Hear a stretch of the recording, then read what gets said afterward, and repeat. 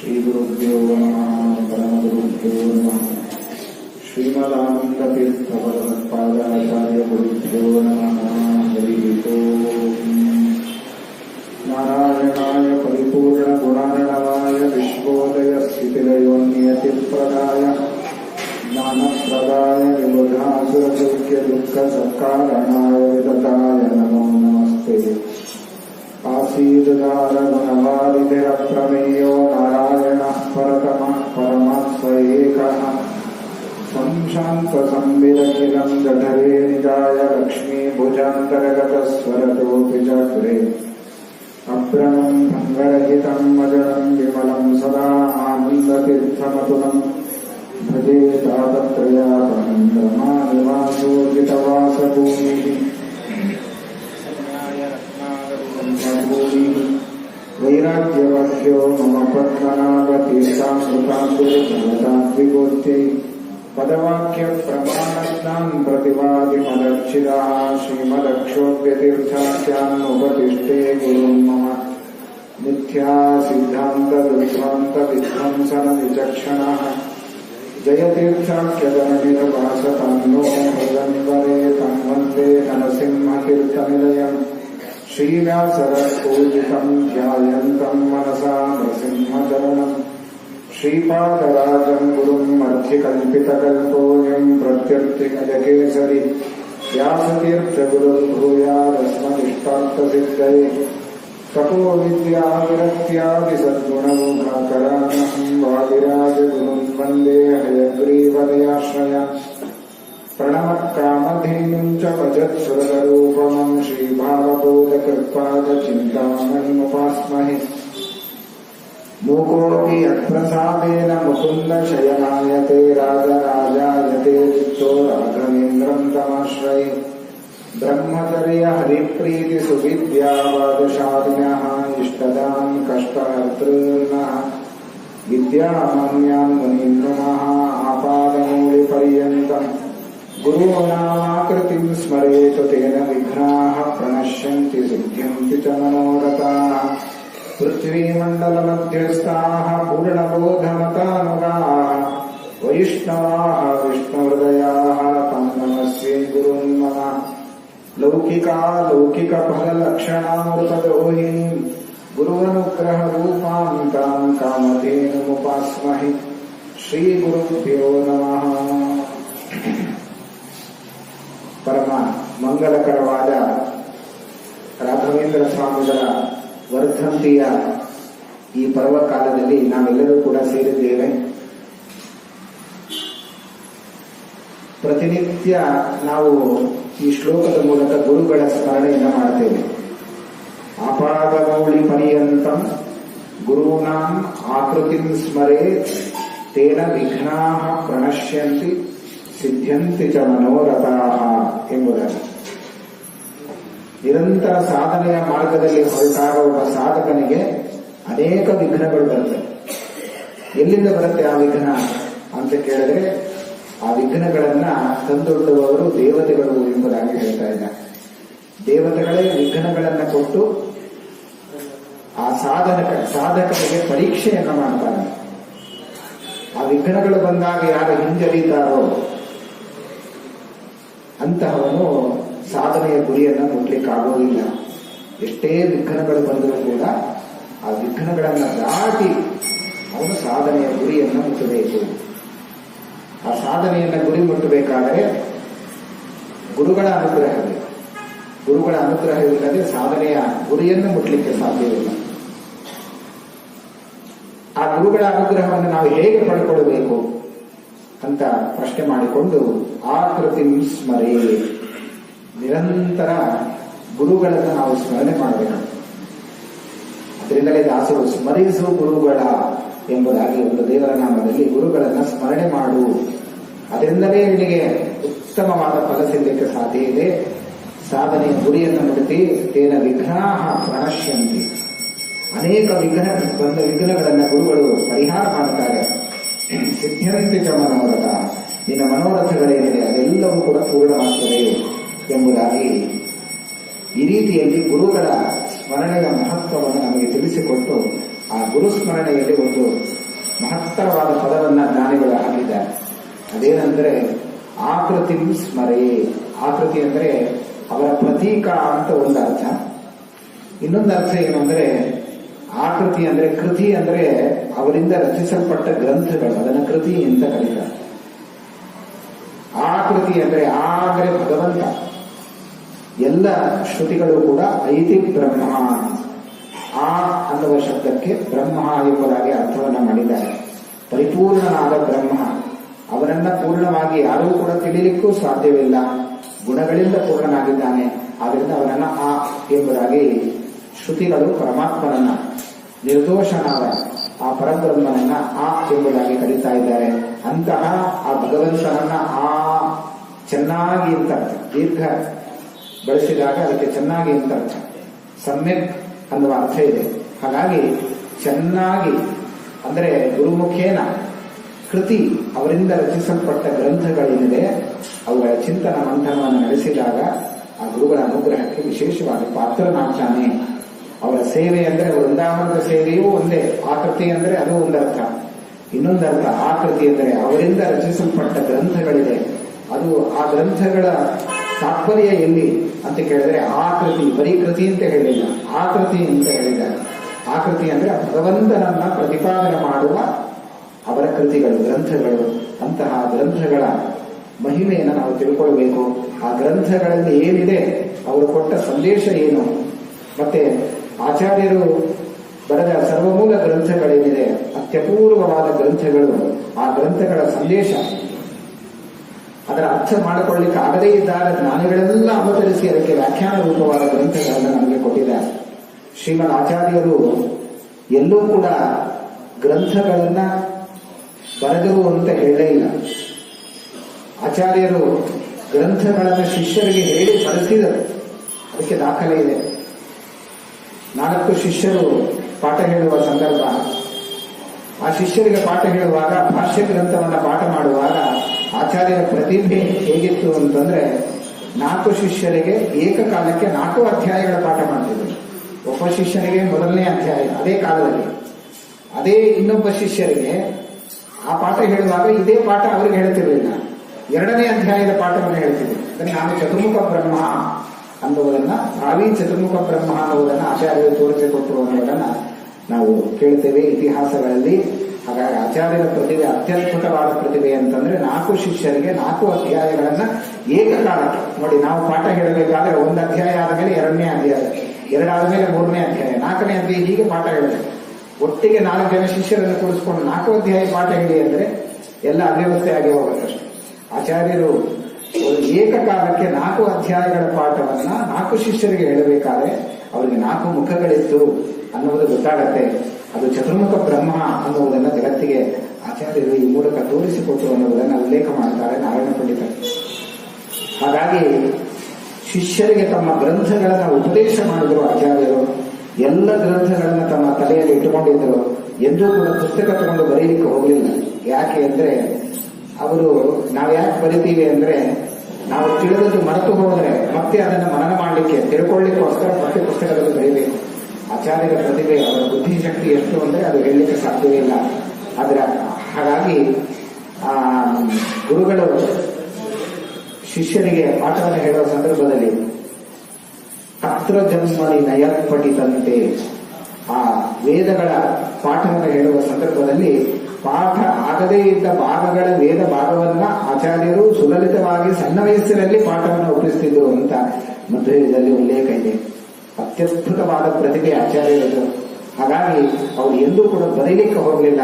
ತಮ್ಮ ತಲೆ ಮಸ್ತಕದಲ್ಲಿ ಎಲ್ಲ ಗ್ರಂಥಗಳನ್ನು ತಾವಿಟ್ಟುಕೊಂಡು ಶಿಷ್ಯರ ಮೂಲಕ, ಪುಸ್ತಕದ ಮೂಲಕ ಅದನ್ನು ಬರೆಸಿದರು ಎಂಬುದಾಗಿ ನಾವು ಕೇಳ್ತೇವೆ. ಆಚಾರ್ಯರು ಎಲ್ಲೂ ಕೂಡ ಬರೆದ ದಾಖಲೆ ಇಲ್ಲ. ಸರ್ವಮೂಲ ಗ್ರಂಥವನ್ನ ಆಚಾರ್ಯ ಹೇಳಿ ಬರೆಸಿದರು, ತಾವು ಬರದಿಲ್ಲ. ಆದರೆ ಆಚಾರ್ಯರು ಬರೆದಿದ್ದಕ್ಕೆ ಒಂದೇ ಒಂದು ದಾಖಲೆ ಇವತ್ತು ಮಧ್ವ ವಿಜಯದಲ್ಲಿ ನಮಗೆ ಸಿಗತ್ತೆ. ಏನದು ಅಂತಂದ್ರೆ ಶ್ರೀಮದ್ ಆಚಾರ್ಯರು ಬದರಿ ಕ್ಷೇತ್ರದಲ್ಲಿ ಕಾಷ್ಟಮೌನ ವ್ರತ ಮಾಡುವ ಸಂದರ್ಭದಲ್ಲಿ ಒಂದು ಶ್ಲೋಕವನ್ನ ಶಿಷ್ಯರಿಗೆ ಉಪದೇಶ ರೂಪವಾಗಿ ಆಚಾರ್ಯರು ಮಾತನಾಡುವ ಹಾಗಿರಲಿಲ್ಲ. ಕಾಷ್ಟಮೌನ ವ್ರತ ಅದು 48 ದಿವಸಗಳ ಕಾಲ ವಿಶೇಷವಾಗಿ ಮಾಡುವ ವ್ರತ. ಹಾಗಾಗಿ ಆ ಕಾಷ್ಟಮೌನ ವ್ರತದ ತಪಸ್ಸಿನ ಸಂದರ್ಭದಲ್ಲಿ ಶಿಷ್ಯರಿಗೆ ಒಂದು ಸಂದೇಶವನ್ನು ಕೊಡ್ಲಿಕ್ಕೋಸ್ಕರ ಆಚಾರ್ಯರು ಮಾತನಾಡಲಿಕ್ಕೆ ಆಗದೇ ಇದ್ದಾಗ, ಅಂದರೆ ವ್ರತ ಮಾತನಾಡಬಾರದು ಅನ್ನುವ ವ್ರತವನ್ನು ಕೊಟ್ಟ ಆಚಾರ್ಯರು ಒಂದೇ ಒಂದು ಶ್ಲೋಕವನ್ನು ಬರೆದಿಟ್ಟು ಸಂದೇಶ, ಇದು ಬರೆದ ದಾಖಲೆ ಮಾತ್ರ ನಮಗೆ ಸಿಗತ್ತೆ. ಆಚಾರ್ಯರು ಒಂದು ಶ್ಲೋಕ ಬರೆದಿದ್ದಾರೆ ಅಂದ್ರೆ ಆ ಶ್ಲೋಕದಲ್ಲಿ ಸಕಲ ಶಾಸ್ತ್ರಗಳು ಅಡಗಿದೆ ಅಂತ ಅರ್ಥ.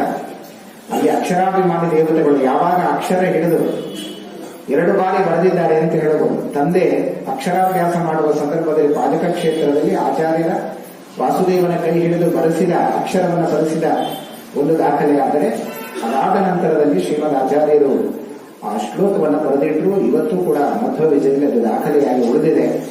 ಆ ಶ್ರೀಮದ್ ಆಚಾರ್ಯರು ಏನು ಆ ಶ್ಲೋಕವನ್ನು ಬರೆದಿದ್ದಾರೆ ಅದರಲ್ಲಿ ಎಲ್ಲಾ ಗ್ರಂಥಗಳು ಅಡಗಿ ಹೋಗಿವೆ.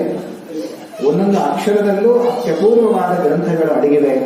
ಅದನ್ನ ಜಗತ್ತಿಗೆ ಸಾರಲಿಕ್ಕೋಸ್ಕರ ರಾಘವೇಂದ್ರ ಸ್ವಾಮಿಗಳು ತಾವು ಅವತಾರ ಮಾಡಿ ಬಂದು ತಮ್ಮ ಜೀವನವನ್ನ ಶಾಸ್ತ್ರ ಗ್ರಂಥಗಳ ಒಂದು ರಚನೆಗೋಸ್ಕರವೇ ಮುಡುಪಾಗಿಟ್ಟು ವಿಶೇಷವಾದ ಆಚಾರ್ಯರ ಸೇವೆಯನ್ನ ಗುರುಗಳು ಮಾಡಿದ್ದಾರೆ ಅಂತ ಈ ರೀತಿಯಲ್ಲಿ ನಾವು ಗುರುಗಳನ್ನ ಸ್ಮರಣೆ ಮಾಡಬೇಕು. ಅವರಿಗೆ ಬಹಳ ಸಂತೋಷವಾಗ್ತದೆ, ಅವರ ಅನುಗ್ರಹ ನಮಗಾಗುತ್ತೆ ಅನ್ನುವುದನ್ನು ಸೂಚನೆ ಮಾಡಲಿಕ್ಕೋಸ್ಕರವೇ ಗುರುಣಾಂ ಆಕೃತಿಂ ಸ್ಮರೇ, ಅವರ ಪ್ರತೀಕದ ಸೇವೆಯ ಜೊತೆಗೆ ಅವರ ಗ್ರಂಥಗಳ ಸೇವೆಯನ್ನ ಮಾಡಿ ಅವರು ಬರೆದಿಟ್ಟ ಅತ್ಯಪೂರ್ವವಾದ ಆಚಾರ್ಯರ ಸಂದೇಶಗಳೇನಿದೆ ಅದಕ್ಕೆ ವ್ಯಾಖ್ಯಾನ ರೂಪವಾಗಿ ಬಂದಿರತಕ್ಕಂತಹ ಗ್ರಂಥಗಳಿದೆ.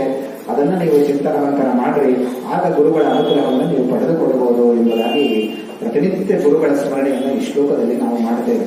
ಹಾಗಾಗಿ ಆಚಾರ್ಯರು ನೇದೃಶಂ ಸ್ಥಳಮಲಂ ಶಮನಘ್ನಂ ನಾಸ್ಯ ತೀರ್ಥ ಸಲಿಲಸ್ಯ ಸಮಂವಾಹ ನಾಸ್ತಿ ವಿಷ್ಣು ಸದೃಶಂ ನನು ದೈವಂ ನಾಸ್ಮದುಕ್ತಿ ಸದೃಶಂ ಹಿತರೂಪಂ ಎಂಬುದಾಗಿ ಆಚಾರ್ಯರು ಬರೆದಿಟ್ಟ ಶ್ಲೋಕ. ಇದು ಭಗವಂತನ ಸರ್ವೋತ್ತಮತ್ವವನ್ನು ಪ್ರತಿಪಾದನೆ ಮಾಡತಕ್ಕಂತಹ ಒಂದು ದಿವ್ಯವಾದ ಶ್ಲೋಕ. ಈ ಶ್ಲೋಕವನ್ನು ಪ್ರತಿನಿತ್ಯ ಯಾರು ಹೇಳ್ತಾರೆ ಅವರ ಜೀವನದ ಎಲ್ಲ ಶೋಕಗಳು ಕೂಡ ಪರಿಹಾರವಾಗ್ತದೆ ಎಂಬುದಾಗಿ ಇವತ್ತು ಕೂಡ ವಿಶೇಷವಾಗಿ ಅದರ ಸ್ಮರಣೆಯನ್ನು ಮಾಡೋದಿದೆ. ಹಾಗಾಗಿ ಅಂತಹ ಆಚಾರ್ಯರು ಕೊಟ್ಟ ಸರ್ವಮೂಲ ಗ್ರಂಥಗಳೇನಿದೆ ಆ ಗ್ರಂಥಕ್ಕೆ ವ್ಯಾಖ್ಯಾನವನ್ನು ಮಾಡಿದ ರಾಘವೇಂದ್ರ ಸ್ವಾಮಿಗಳು ಅತಿ ದೊಡ್ಡ ಪವಾಡವನ್ನು ತಮ್ಮ ಜೀವನದಲ್ಲಿ ನಡೆಸಿದ್ದಾರೆ. ರಾಯರನ್ನ ನಾವು ಹೇಗೆ ನೋಡುತ್ತೇವೆ ಅಂದರೆ ಅವರು ಅನೇಕ ಪವಾಡಗಳನ್ನು ನಡೆಸಿದ್ರು, ಆದ್ರಿಂದ ಅವರ ಮಹಿಮೆ ದೊಡ್ಡದು ಅಂತ ತಿಳಿಯುವ ಜನ ಒಂದಾದರೆ, ಇನ್ನೊಂದು ಹೇಳ್ತಾರೆ, ಯಾರು ಲೌಕಿಕವಾದ ಪವಾಡಗಳನ್ನ ಪ್ರತಿಯೊಬ್ಬರು ಇವತ್ತು ಮಾಡಬಹುದು, ಮಾಡುತ್ತಾರೆ ಪ್ರಯತ್ನ ಪಟ್ಟರೆ, ಆದರೆ ಶಾಸ್ತ್ರ ಪ್ರಪಂಚದಲ್ಲಿ ಪವಾಡ ಮಾಡಿದಾಗ ಮಾತ್ರ ಆ ವ್ಯಕ್ತಿಯನ್ನ ಅಪರೋಕ್ಷ ಜ್ಞಾನ ದೊಡ್ಡವ ಅಂತ ತಿಳಿದು ಅವನನ್ನ ಪೂಜ್ಯ ಸ್ಥಾನದಲ್ಲಿ ಇಟ್ಟು ಎಲ್ಲರೂ ಕೂಡ ಪೂಜೆ ಮಾಡುತ್ತಾರೆ. ಹಾಗಾಗಿ ಆ ಗ್ರಂಥದಲ್ಲಿ ಪವಾಡವನ್ನು ನಡೆಸಿದವರು ಅಂದರೆ ರಾಘವೇಂದ್ರ ಸ್ವಾಮಿ. ಲೌಕಿಕವಾದ ಪವಾಡಗಳನ್ನು ಕೂಡ ತಮ್ಮ ಚರಿತ್ರೆಗಳಲ್ಲಿ ಮಾಡಿ ತೋರಿಸಿದ್ದಾರೆ. ಇಷ್ಟು ಮಾತ್ರಕ್ಕೆ ನಮ್ಮ ಸಾಧನೆ ಪೂರ್ಣವಾಗುವುದಿಲ್ಲ. ಭಗವಂತನ ಪ್ರೀತಿಯಾಗಬೇಕಾದರೆ ಶಾಸ್ತ್ರ ಪ್ರಪಂಚದಲ್ಲಿ ಪವಾಡವನ್ನು ನಡೆಸಬೇಕು ಅಂತ ಅನೇಕ ಗ್ರಂಥಗಳನ್ನು, ಅತ್ಯಪೂರ್ವವಾದ ಗ್ರಂಥಗಳನ್ನು ರಾಘವೇಂದ್ರ ಸ್ವಾಮಿಗಳು ನಮ್ಮ ಜಗತ್ತಿಗೆ ಈ ಮಾತೃ ಸಮಾಜಕ್ಕೆ ನೀಡಿದ್ದಾರೆ. ಇವತ್ತು ಎಷ್ಟೋ ಗ್ರಂಥಗಳು ನಮಗೆ ಸಿಕ್ಕಿಲ್ಲ. ರಾಯರು ಬರೆದ ಅತ್ಯಪೂರ್ವವಾದ ಗ್ರಂಥಗಳು ಎಷ್ಟೋ ಸಿಗದೇ ಇದ್ದರೂ ಕೂಡ ಸಿಕ್ಕ ಗ್ರಂಥಗಳೇನಿದೆ ಅದನ್ನೇ ನಾವು ಅಧ್ಯಯನ ಮಾಡ್ತಾ ಇಲ್ಲ. ಹಾಗಾಗಿ ಅಂತಹ ಗ್ರಂಥಗಳ ಚಿಂತನ ಮಂಥನವನ್ನು ನಾವು ನಡೆಸಬೇಕು ಎಂಬುದಾಗಿ ಈ ಸಂದರ್ಭಗಳಲ್ಲಿ, ಅಂದರೆ ಅವರ ವರ್ಧಂತಿ ಉತ್ಸವದ ಕಾಲದಲ್ಲಿ ಅವರ ಗ್ರಂಥಗಳ ಸಂದೇಶ ಏನು, ಎಲ್ಲಾ ಗ್ರಂಥಗಳ ವಿಚಾರವನ್ನು ಹೇಳಲಿಕ್ಕೆ ಸಮಯ ಇಲ್ಲ. 1 ಗಂಟೆಯಲ್ಲಿ ರಾಯರು ಕೊಟ್ಟ ಎಲ್ಲ ಸಂದೇಶಗಳನ್ನು ತಿಳಿಸಿ ಅಂದರೆ ಸಾಧ್ಯವಿಲ್ಲ. ಕೆಲವು ಅಂಶಗಳನ್ನು ನಾವು ಮುಟ್ಲಿಕ್ಕಾಗುತ್ತೆ. ಅವರು ಏನು ಶಾಸ್ತ್ರ ಸೇವೆಯನ್ನು ಮಾಡಿದ್ದಾರೆ, ಆಚಾರ್ಯರ ಸೇವೆಯನ್ನು ಮಾಡಿದ್ದಾರೆ ಅನ್ನೋದನ್ನು ನಾವು ಸ್ಮರಣೆ ಮಾಡಿದರೆ ಆಗ ಅವರು ಪ್ರೀತರಾಗ್ತಾರೆ, ಅನುಗ್ರಹವನ್ನು ಮಾಡ್ತಾರೆ. ಈ ರೀತಿಯಾದ ಸೇವೆ ಅದು ದೊಡ್ಡ ಸೇವೆ ಅನ್ನೋದನ್ನು ಕೂಡ ಶಾಸ್ತ್ರಕಾರರು ಅದನ್ನು ತಿಳಿಸಿದ್ದಾರೆ. ಹಾಗಾಗಿ ರಾಯರು ಒಂದು ಅತಿ ಉದ್ಗ್ರಂಥಗಳನ್ನು ಕೂಡ, ಮೀಮಾಂಸಾ ಮೊದಲಾದ ಗ್ರಂಥಗಳನ್ನು ಕೂಡ, ಬಾಟ್ಟ ಸಂಗ್ರಹ ಅಂತ ನಮಗೆ ಅರ್ಥವೇ ಆಗದೇ ಇದ್ದ ಗ್ರಂಥಗಳಿದೆ, ಮೀಮಾಂಸಾ ಮೊದಲಾದ ಗ್ರಂಥಗಳು. ಆಚಾರ್ಯರು ಅದಕ್ಕೆ ಸೂಚ್ಯವಾಗಿ ದ್ವಾದಶ ಸ್ತೋತ್ರದಲ್ಲಿ ಹೇಳ್ತಾರೆ, ತನ್ನ ಕಿನ್ನೇತಿ ವಿದ್ವತ್ಸು ಮೀಮಾಂಸಿತಂ ಅಂತ ಆಚಾರ್ಯ. ಅಂದ್ರೆ ಎಷ್ಟು ಆ ಗ್ರಂಥ ಅಂದ್ರೆ ಅತಿ ದೊಡ್ಡ ವಿದ್ವಾಂಸರು ಕುಳಿತು ಚರ್ಚೆ ಮಾಡುವ ಗ್ರಂಥಗಳು ಎಲ್ಲವೂ ಕೂಡ. ತತ್ ನ ಕಿಂ ನ ಎಂಬುದಾಗಿ ಪ್ರಶ್ನೆಯನ್ನು ಮಾಡಿಕೊಂಡು ಮೀಮಾಂಸೆಯನ್ನು ನಡೆಸ್ತಾರೆ. ತತ್ ಅಂದ್ರೆ ಏನು? ಆ ಬ್ರಹ್ಮನನ್ನ ಹೇಳತಕ್ಕಂತಹ ಶಬ್ದ ಅದು ತತ್. ಬ್ರಹ್ಮಶಬ್ದ ನಪುಂಸಕಲಿಂಗ, ತತ್ ಅನ್ನುವ ಶಬ್ದವು ಕೂಡ ಅದು ನಪುಂಸಕಲಿಂಗ. ಆದ್ರಿಂದ ತತ್ ಅಂದ್ರೆ ಆ ಬ್ರಹ್ಮ ಎಂಬುದಾಗಿ ಅರ್ಥ. ಅಂದ್ರೆ ಹೇಗಿದ್ದಾನೆ ಆ ಬ್ರಹ್ಮ ಕಿಂ ಲಕ್ಷಣಂ ಅಂತ ಶಾಸ್ತ್ರದಲ್ಲಿ ಪ್ರಶ್ನೆ ಮಾಡ್ಬೋದು. ಸುಮ್ಮನೆ ಬ್ರಹ್ಮ ಅಂತ ಹೇಳಿದ್ರೆ ಆಯ್ತಾ? ಆ ಬ್ರಹ್ಮನ ಲಕ್ಷಣ ತಿಳಿಯಿದೆ. ಏನು ಲಕ್ಷಣ? ಬ್ರಹ್ಮ ಕಿಂ ಲಕ್ಷಣಂ ತತ್, ಆ ಲಕ್ಷಣಗಳಿಂದ ಕೂಡಿದ ಆ ಬ್ರಹ್ಮ ಇದ್ದಾನೆ. ತತ್, ಆ ಬ್ರಹ್ಮ ಎಂತವನು ಅಂದ್ರೆ ಗುಣಪೂರ್ಣನಾಗಿದ್ದಾನೆ. ತನು ವಿಸ್ತಾರ ತನೋತಿ, ಅಂದರೆ ಗುಣಗಳಿಂದ ಪೂರ್ಣನಾಗಿರತಕ್ಕಂತಹ ಭಗವಂತ. ಇದೊಂದು ಪರಮಾತ್ಮನ ಅಸಾಧಾರಣವಾದ ಗುಣ. ಅಂದರೆ ಸಕಲ ಗುಣ ಪರಿಪೂರ್ಣನಾಗಿದ್ದಾನೆ ಬ್ರಹ್ಮ. ಹಾಗಾಗಿ ಅವನನ್ನು ತತ್ ಅನ್ನುವ ಶಬ್ದದಿಂದ ಅವನಿಗೆ ಹೇಳಿದ್ರು. ವಿಸ್ತಾರ ಅಂದ್ರೆ ವ್ಯಾಪ್ತನಾಗಿದ್ದಾನೆ ಅಂತ ಇನ್ನೊಂದರ್ಥ. ಬ್ರಹ್ಮ ಅಂದ್ರೆ ವ್ಯಾಪ್ತ, ಗುಣಗಳಿಂದ ವ್ಯಾಪ್ತನಾಗಿದ್ದಾನೆ, ದೇಶಗಳಲ್ಲಿ ವ್ಯಾಪ್ತನಾಗಿದ್ದಾನೆ ಪರಮಾತ್ಮ. ಹಾಗಾಗಿ ಅಂತಹ ದೇಶ ಕಾಲ ಗುಣಗಳಲ್ಲಿ ವ್ಯಾಪ್ತನಾಗಿರತಕ್ಕಂತಹ ಭಗವಂತನನ್ನ ಆ ಬ್ರಹ್ಮ ಎಂಬುದಾಗಿ ಆ ಶಬ್ದದಿಂದ ಕರೆದಿದ್ದಾರೆ. ಸರಿ, ಹಾಗಾದ್ರೆ ಆ ಬ್ರಹ್ಮ ನಾನೇ ಯಾಕಾಗಿರಬಾರದು ಅಂತ ಪ್ರಶ್ನೆ ಮಾಡಿದ್ರೆ, ಅದಕ್ಕೆ ಇನ್ನೊಬ್ಬ ವಿದ್ವಾಂಸ ಹೇಳ್ತಾನೆ, ಅದು ನೀನು ಆಗಲಿಕ್ಕೆ ಸಾಧ್ಯವಿಲ್ಲ. ಯಾಕೆಂದ್ರೆ ನೀನು ಸರ್ವತ್ರ ವ್ಯಾಪ್ತನಲ್ಲ, ಗುಣಗಳಿಂದ ನೀನು ಕೂಡಿಲ್ಲ. ಪರಮಾತ್ಮ ನಿರ್ದೋಷನಾಗಿದ್ದಾನೆ, ನಿನ್ನಲ್ಲಿ ದೋಷಗಳಿದೆ. ಹಾಗಾಗಿ ದೋಷವುಳ್ಳಂತಹ ಅತ್ಯಂತ ಕೆಳಗೆ ಇರತಕ್ಕಂತಹ ಯಾವುದೇ ಒಂದು ವಿಚಾರವನ್ನು ಕೂಡ ಪರಿಪೂರ್ಣವಾಗಿ ತಿಳಿದೇ ಇರತಕ್ಕಂತಹ ಈ ಒಬ್ಬ ಮನುಷ್ಯನನ್ನ ಬ್ರಹ್ಮ ಅಂತ ಕರೀಲಿಕ್ಕೆ ಸಾಧ್ಯ ಇಲ್ಲ. ಅಪರಿಪೂರ್ಣವಾದ ವಸ್ತು ಅಂದ್ರೆ ಮನುಷ್ಯ, ಆದರೆ ಪೂರ್ಣವಾದ ವಸ್ತು ಅಂದ್ರೆ ಆ ಭಗವಂತ. ಆದ್ರಿಂದ ಅವನೆಲ್ಲ ಪೂರ್ಣ ಅಂತ ಶ್ರುತಿಗಳು ಸಾರ್ತಾ ಇವೆ. ತದೇವ ಬ್ರಹ್ಮ ಪರಮಂ ಕವೀನಾಂ ಅಂತ ನಾರಾಯಣ ಉಪನಿಷತ್ತು ತದೇವ ಬ್ರಹ್ಮ ಪರಮಂ ಕವೀನಾಂ. ಕವಿ ಅಂದ್ರೆ ಜ್ಞಾನಿ, ಅಂದರೆ ಪರಮಾತ್ಮ ಜ್ಞಾನಮಯನಾಗಿದ್ದಾನೆ, ಆನಂದಮಯನಾಗಿದ್ದಾನೆ. ಜ್ಞಾನಾನಂದಮಯನಾದ ಆ ಭಗವಂತನನ್ನ ಶ್ರುತಿಗಳು ತದೇವ ಬ್ರಹ್ಮ, ಈ ಎಲ್ಲ ಲಕ್ಷಣಗಳಿಂದ ಕೂಡಿದ ಪರಮಾತ್ಮ ಇದ್ದಾನಲ್ಲ, ಜನ್ಮಾದ್ಯಸ್ಯತಃ ಮೊದಲಾದ ಲಕ್ಷಣಗಳು, ಆ ಲಕ್ಷಣಗಳು ಯಾರಲ್ಲಿ ಬರ್ತವೆ? ಅದು ಭಗವಂತನಲ್ಲಿ ಮಾತ್ರ ಸಾಧ್ಯ. ಮನುಷ್ಯನಲ್ಲಿ ಅದೆಲ್ಲ ಬರಲಿಕ್ಕೆ ಸಾಧ್ಯವೇ ಇಲ್ಲ, ಆ ಲಕ್ಷಣ ಬರಲಿಕ್ಕೆ ಸಾಧ್ಯವಿಲ್ಲ ಅನ್ನೋದನ್ನ ಸ್ಪಷ್ಟವಾಗಿ ರಾಯರು ತಮ್ಮ ಗ್ರಂಥಗಳಲ್ಲಿ ಪ್ರತಿಪಾದನೆ ಮಾಡ್ತಾ ಹೋಗಿದ್ದಾರೆ. ಅದರ ಜೊತೆಗೆ ಇನ್ನೊಂದು,